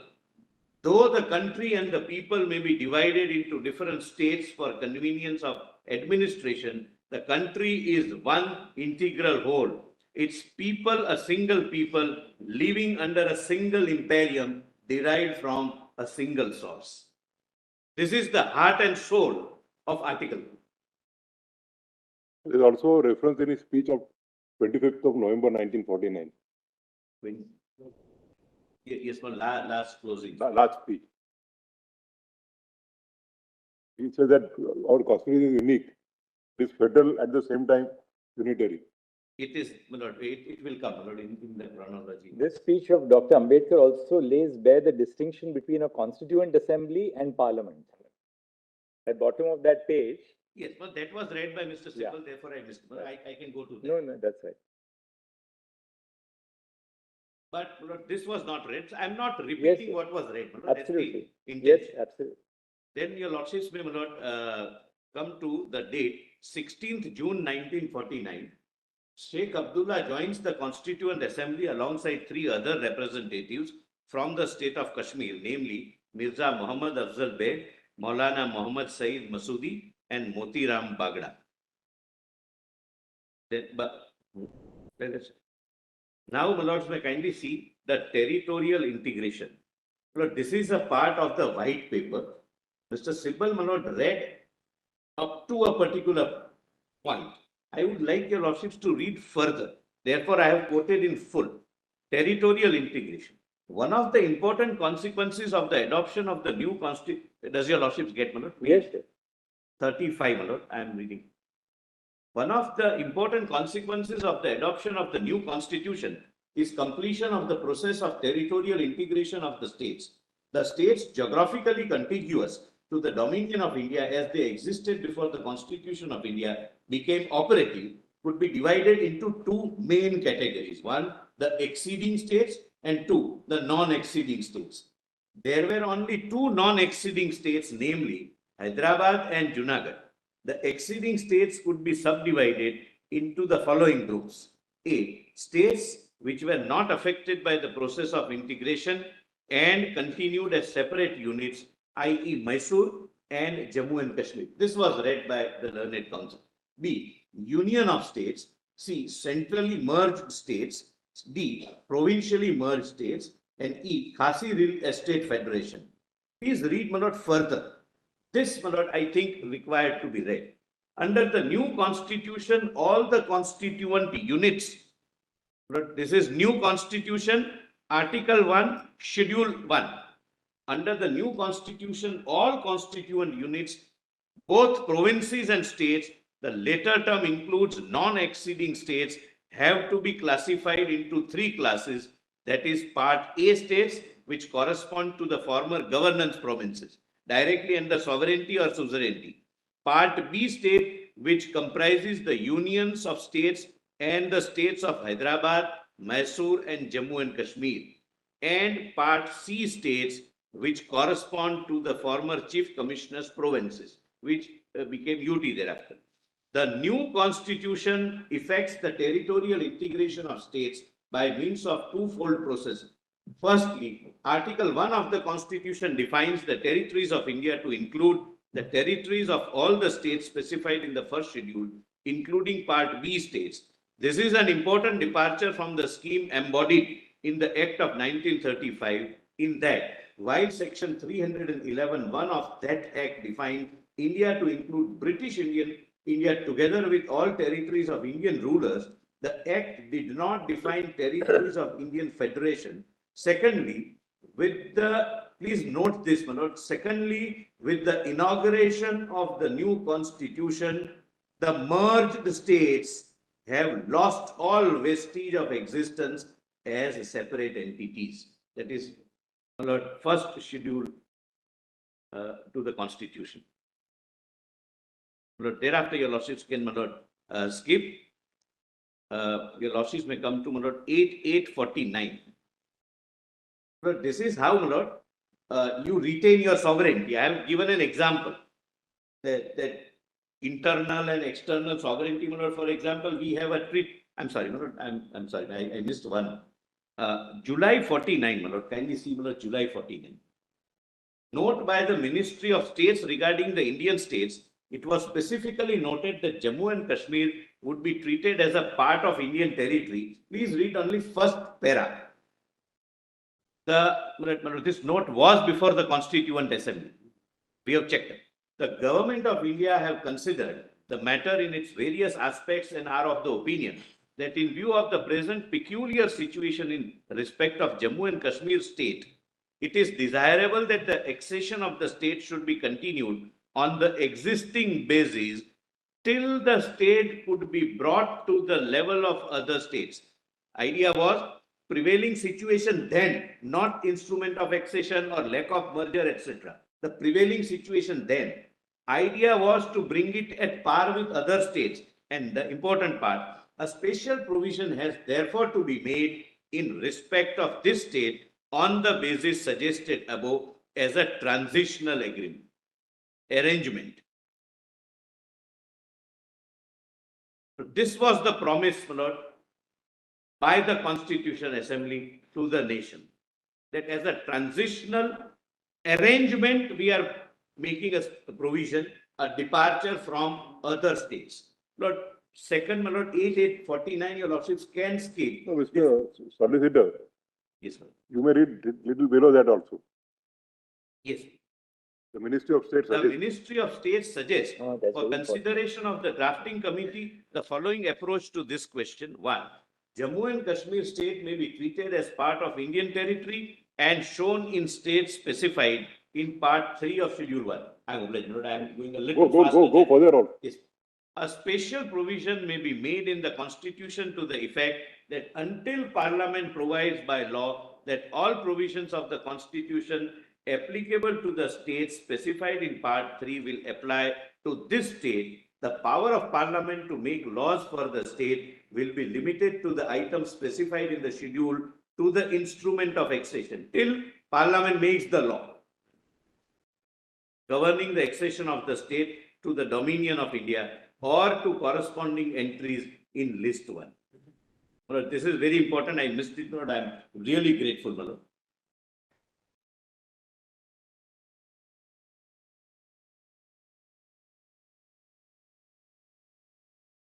Then, my lord, 8849 is just an example how to retain your sovereignty. That is, my lord, Bhutan. Bhutan has a treaty with us. Contemporaneously signed, my lord, in 4750, my lord, that is 8849, where, my lord, in external affairs, India has suzerainty. We don't have sovereignty. They are sovereign, but, my lord, we have the 12-10-49. In a speech to the Constituent Assembly, Sardar Patel stated that although the initial policy of the government was to permit states to have a separate constitutions, this idea had now been dropped as a legacy from the rulers and the polity, and that in a people's polity, there was no scope for variegated constitutional patterns.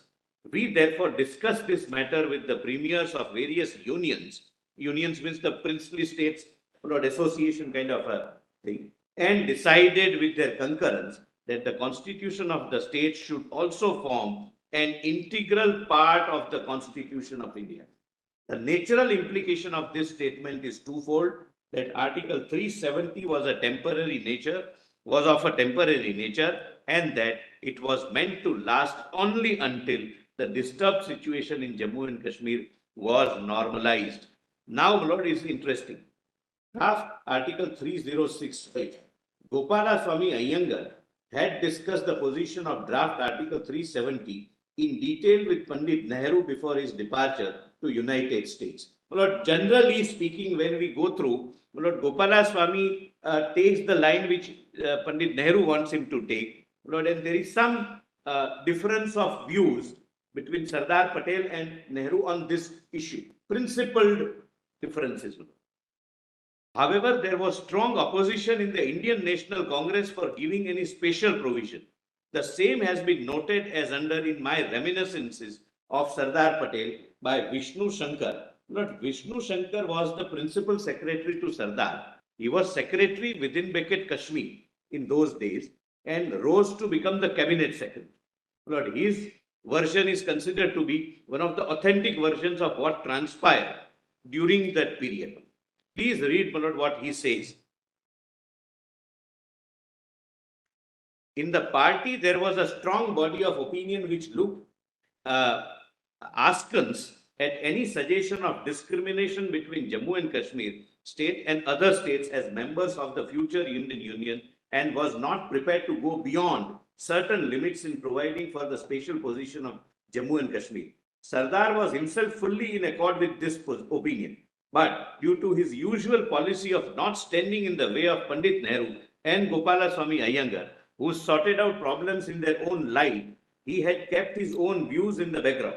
In fact, he had not taken any part in framing the draft proposals, with the result that he heard the proposals only when Gopala Swami Iyengar announced them in the to the Congress party. The announcement was followed by a storm of angry protest from all sides, and Gopalaswamy Iyengar found himself a lone defender with Maulana Abul Kalam Azad, an ineffective supporter. Metaphorically, the situation may be succinctly described by saying that both Gopalaswamy Iyengar and his proposal were torn to pieces by the party.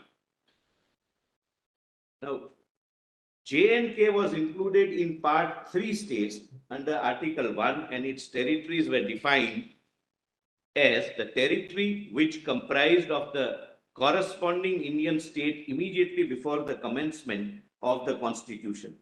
Then, my lord, I have given the list, your lordships can skip. Please come to 15-10-49. 4 seats were allocated in the Constituent Assembly to Kashmir. The debate is quoted as under. My lord, please come to page 39, somewhere in the after the figures.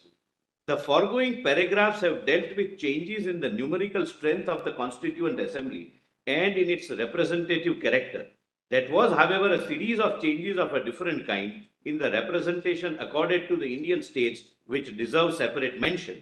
While the Constituent Assembly was in session holding its deliberations between December 46 and November 49, many of the smaller states were merged in provinces. Many others were united to form Union of States, and some were directly administered by the centre as chief commissioners provinces.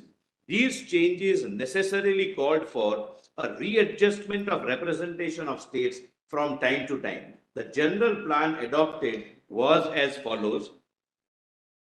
The states were merged in provinces. The Speaker of the Legislative Assembly of the province was authorized to hold elections and by-elections wherever necessary and notify the person or persons elected or nominated. 2. Where the states were united to form United Union of States like United States of Kathiawar, and in case of Hyderabad, Mysore and Jammu and Kashmir, the Raj Pramukh or the ruler of the state was entrusted with this function of selecting, not obviously not electing. And 3, in case of states constituted into chief commissioners provinces, this function was entrusted to the chief commissioners. So far as allocation is concerned. Now kindly come to the next. But this is a very, very important letter, my lord, in my respectful submission and from my perspective. 16-10-1949. On the evening of introduction of draft Article 306A, that is erstwhile 370, after Gopalaswamy Iyengar shared the draft of the article, Sardar Patel wrote a scathing letter to him, making his position clear as under. My dear Gopalaswamy, thank you for your letter dated so-and-so, which I received only this afternoon on my return from Constituent Assembly. I find there are some substantial changes over the original draft, particularly in regard to applicability of fundamental rights and directive principles of state policy. You can yourself realize the anomaly of the state becoming a part of India and at the same time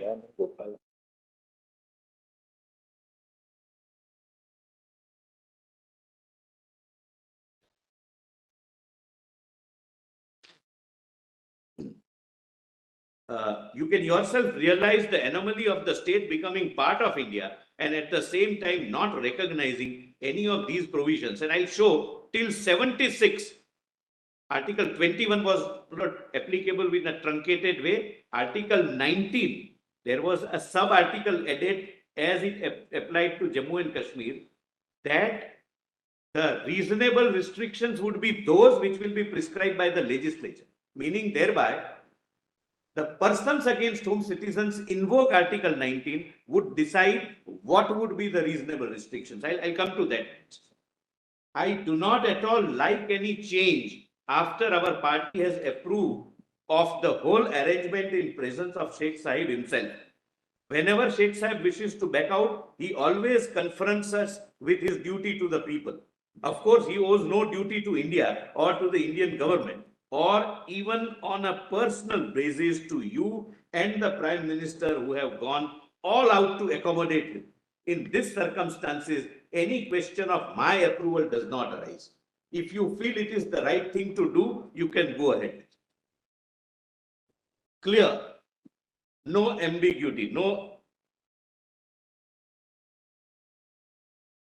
Then, my lord, next date. Then, my lord, Jammu and Kashmir was, my lord, received 4 representatives. Then, my lord, 7. I am on page 40. Yes, 17/10/1949. Draft Article 306A, which is the present Article 370, was debated in the Constituent Assembly. Gopalaswamy Iyengar,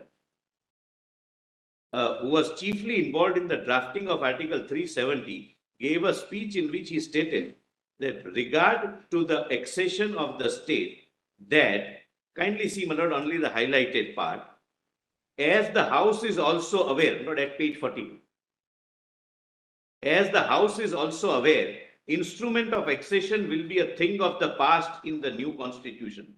The states have been integrated with the Federal Republic in such a manner that they do not have to exceed or execute a document of accession for the purpose of becoming units of the Republic. Please mark this, my lord. But they are mentioned in the Constitution itself, and in case of practically all states other than the state of Jammu and Kashmir, their constitutions also have been embodied in the Constitution for the whole of India. All those other states have agreed to integrate themselves in that way and accept the Constitution provided. Maulana Hasrat Mohani, why this discrimination, please? But just pausing here for a minute so that the debate doesn't get boring. Maulana Hasrat Mohani was an eminent Urdu lyricist of his time. And if all of us, most of us have heard, Chupke Chupke Raat Din Aansu Bahana Yaad Hai. That is by Maulana Hasrat Mohani. I don't want to sing it. I know my limitations, and I'll spare all of you on the lightest. Then, my lord, but there are several good lyrics, good Urdu ghazals and nazams written by Maulana Hasrat Mohani. Yes, yes. The question is very important. Why are you discriminating from people of one state and people of other? And your lordships would be shocked when I show the discrimination. We have analyzed, my lord, how the provisions were selectively picked up, modified and applied to one state. And I am not saying that my power is taken away or state's power is taken away. So far, the residents of Jammu and Kashmir were being deprived of what I will show to your lordship. Till 5th of August 2009. The Honorable Sri N. Gopalaswamy Iyengar, he replies, the discrimination is due to special conditions of Kashmir. That particular state is not yet ripe for this kind of integration. It is the hope of everyone here that in due course, even Jammu and Kashmir will become ripe for the same sort of integration as has taken place in case of other states. Cheers.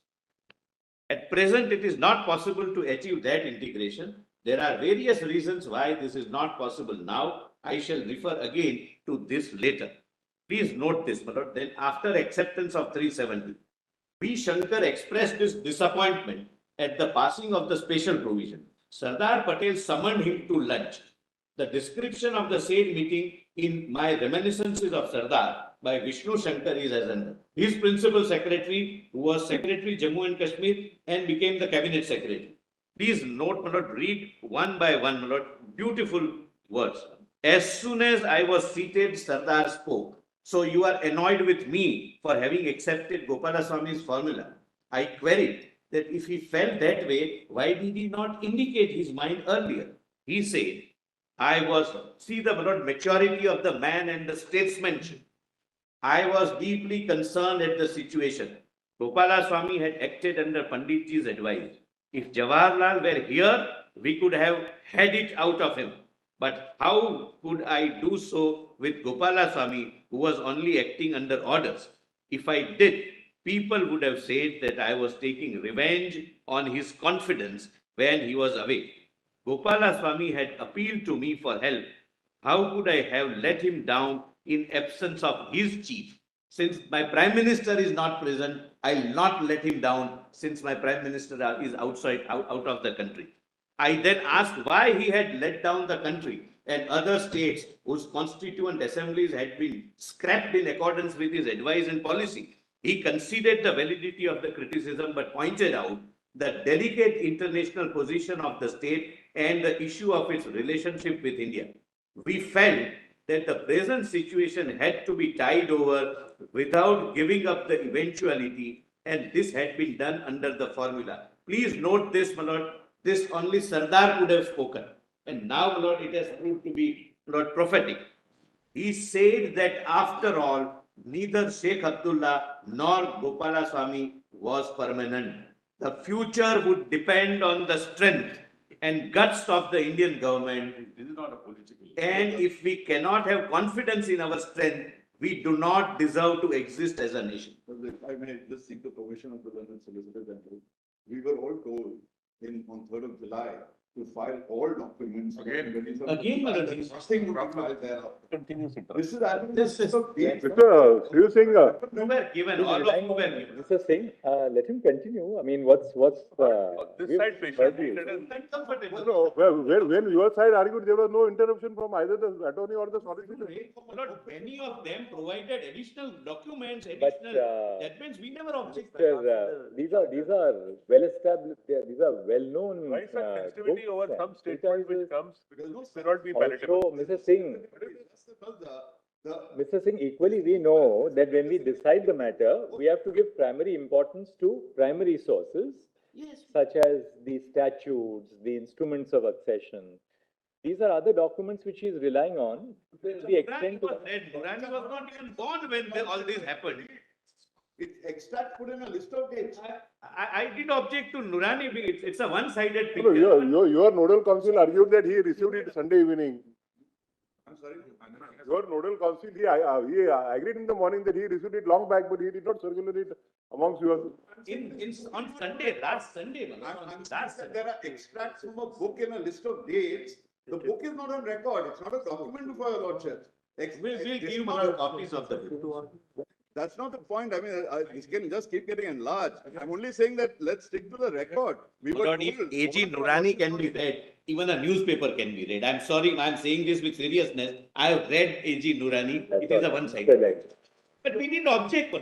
That's all right, the solicitor, you don't have to go that far. No, my lord, I'm on page 40. Mr. Singh, all that this really indicates, it's not like, conclusive evidentiary material. Yes.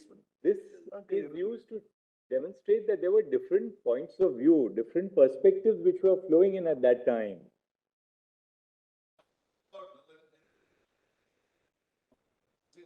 A historical perspective of what people perspective. felt at that particular time. There are several And things in mentioned internal by them. dialogue that was I would- taking place, where one side was expressing one view, the other side was strongly opposed to it. Ultimately, we have to interpret the provision of the Constitution. Exactly. How this all came about, This that's is all an that we are. aid of concerned. Civil, he also referred to certain I documents. mind whether this going on, but I mean, That's all right. These documents give us some That's right. air of the background, I- of different perspectives to the Lord, background. Several new facts were stated. I didn't object because I didn't want to trivialize the dialogue. This is the constitution bench we are at. Solicitor, please proceed. So kindly come to page 44. If I not can be read in this. Yes, sir. Lord, 43 bottom. In the course of discussions regarding federalism in India during the Constituent Assembly, Jaspat Roy Kapoor, representing United Provinces, commented, I only wish that Kashmir should also. So you are reading page? 44. Page 43, last date, my lord. This is Constituent Assembly debates, CCD, my lord, document volume 8, PDF. My lord. I've quoted for your lordship's easy reference. Just put back.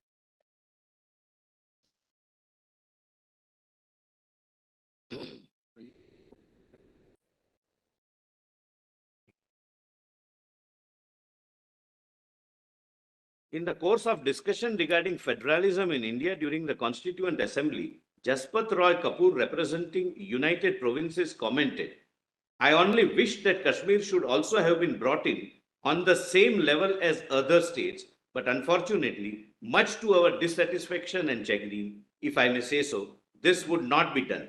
This is a delicate subject and I'll not say anything more on this. But please read this now. This is very, very important, and in my respectful submission, the answer, my lord, lies here. what happened to Jammu and Kashmir, its sovereignty, external, internal, my lord, the difficulty is the petitioners are confusing, in my understanding, internal sovereignty with autonomy. External sovereignty, my lord, nobody can dispute that it is with the Union of India. Internal sovereignty in the facts of our case and in the constitutional structure which we have accepted would mean autonomy of the federating units. And which autonomy is there with every state? There are It's actually there with every institution. every institution is autonomous. So that's not I mean, internal. we have the autonomous authority to decide a constitutional issue. Commission. But we can't say that internal sovereignty rests with us. We are an independent autonomous institution under the They constitution. are confusing the word autonomy with internal sovereignty. There is no internal sovereignty. Except that, Mr. Solicitor, to paraphrase their argument fairly, what they are saying that, look, we gave up external sovereignty, there's no doubt about it. They say that we have acceded to the Indian Union, that's irrevocable.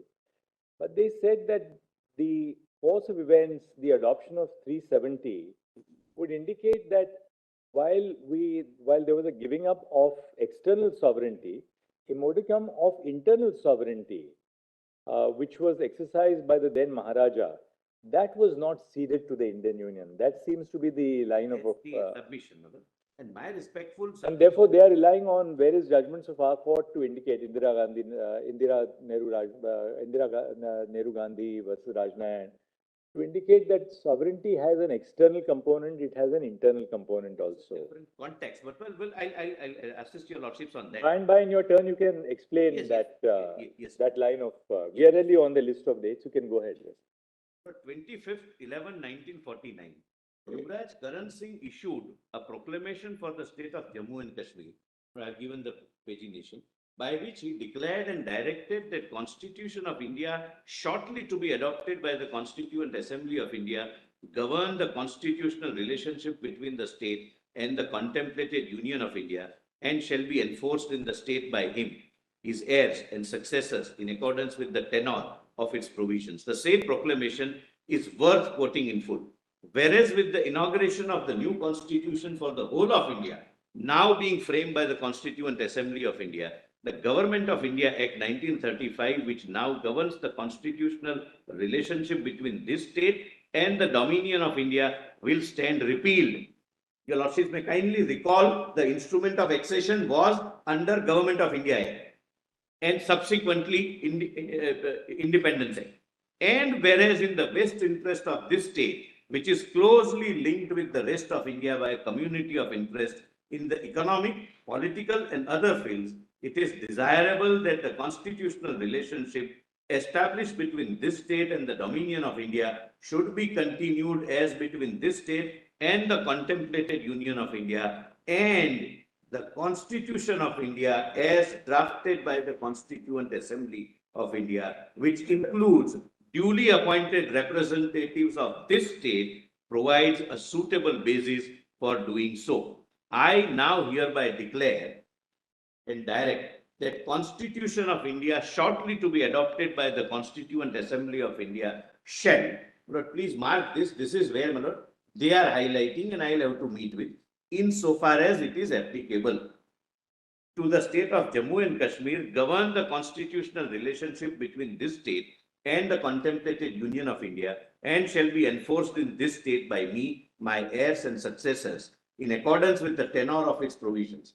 That the provisions of the said constitution shall, as from the date of its commencement, supersede and abrogate all other constitutional provisions inconsistent therewith, which are at present in force. This is beyond any instrument of accession or merger. This is accepting supremacy of our constitution and surrendering the sovereignty to the constitution, where the sovereign is we, the people of India.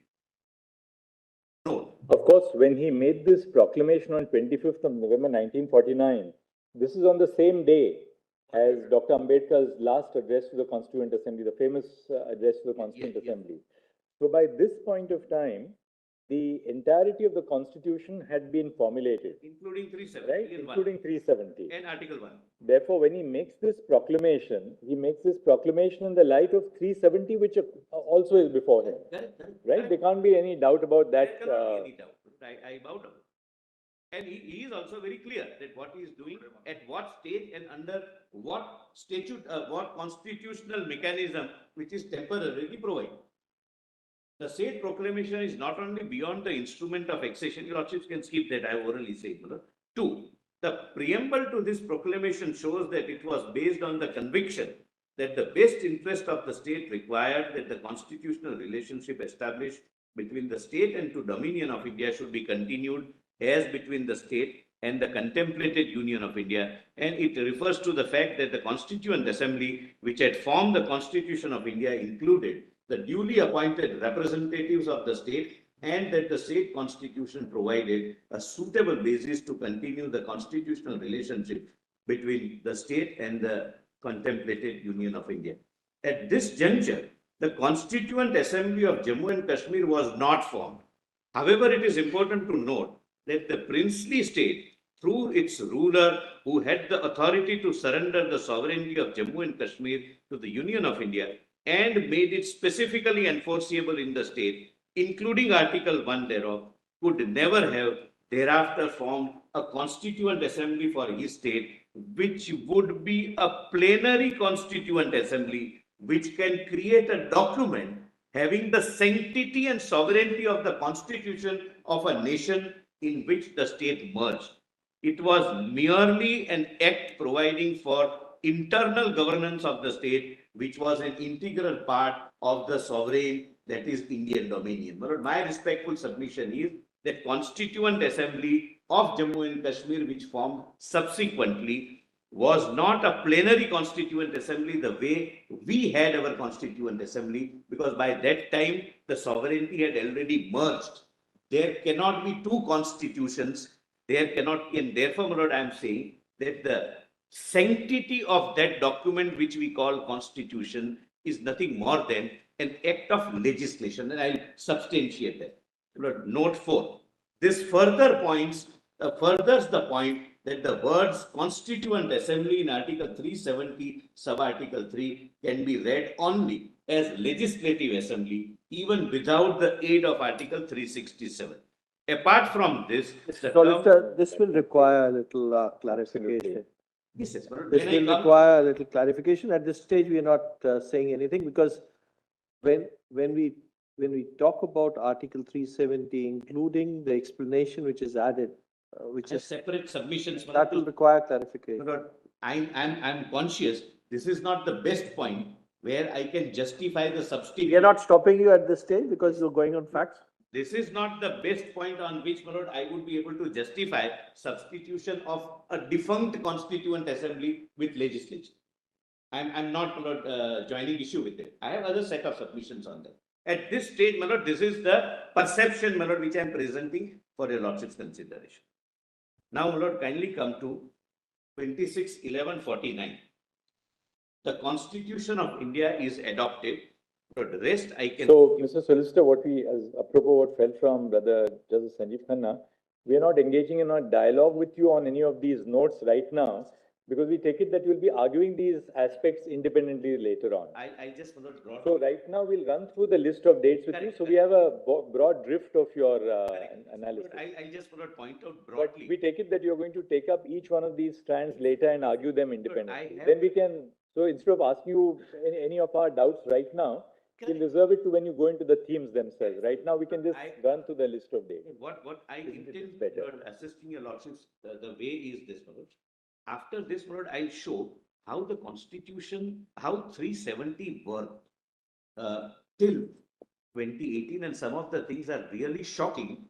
And my lord, I want your lordships, my lord, to know about, because practically, two constitutional organs, state government and the president, in consultation with each other, can amend any part of the Constitution the way they want and apply it to Jammu and Kashmir. For example, I'll elaborate on this. Please mark this. The preamble of Indian Constitution was made applicable to Jammu and Kashmir by way of a constitution order under Article 371D in 1954. Thereafter, in 42nd and 44th Amendment, the word socialist and secular came to be added. That was not made applicable till 5th of August 2019. Jammu and Kashmir Constitution was not having either the term socialist or secular. And I will show the devastating effect it would have if this constitution, which according to me is nothing more than a legislature, would not have been repealed the way we have done. I'll explain the procedure which we have followed. I must satisfy your lordship's conscience. Your lordships have very rightly flagged that ends may not justify the means, but I'll justify the means also. They are constitutionally permissible means. Eventually, when you argue that this is really not a constituent assembly but a legislative assembly in its original form, you will have to answer how this squares up with clause 2 of Article 370, which specifically says the constituent assembly formed for the purpose of framing the constitution of that state. Correct. I have to answer. That is because there's a textual answer which may militate against your line of approach on that. Yes. Anyway, we'll discuss that later on because. Kindly come to page 47.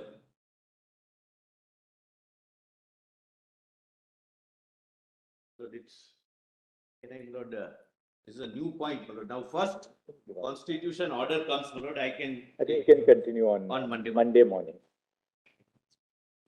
Well, since your lordship is hearing this matter on Monday, we had some commitments. Your lordship will pardon me for some. Certainly, yes, of course. But I didn't know about this. Monday running around in No. Never. You can't. Never, my lord. I am before the constitution. Yes. No way in the world. Out of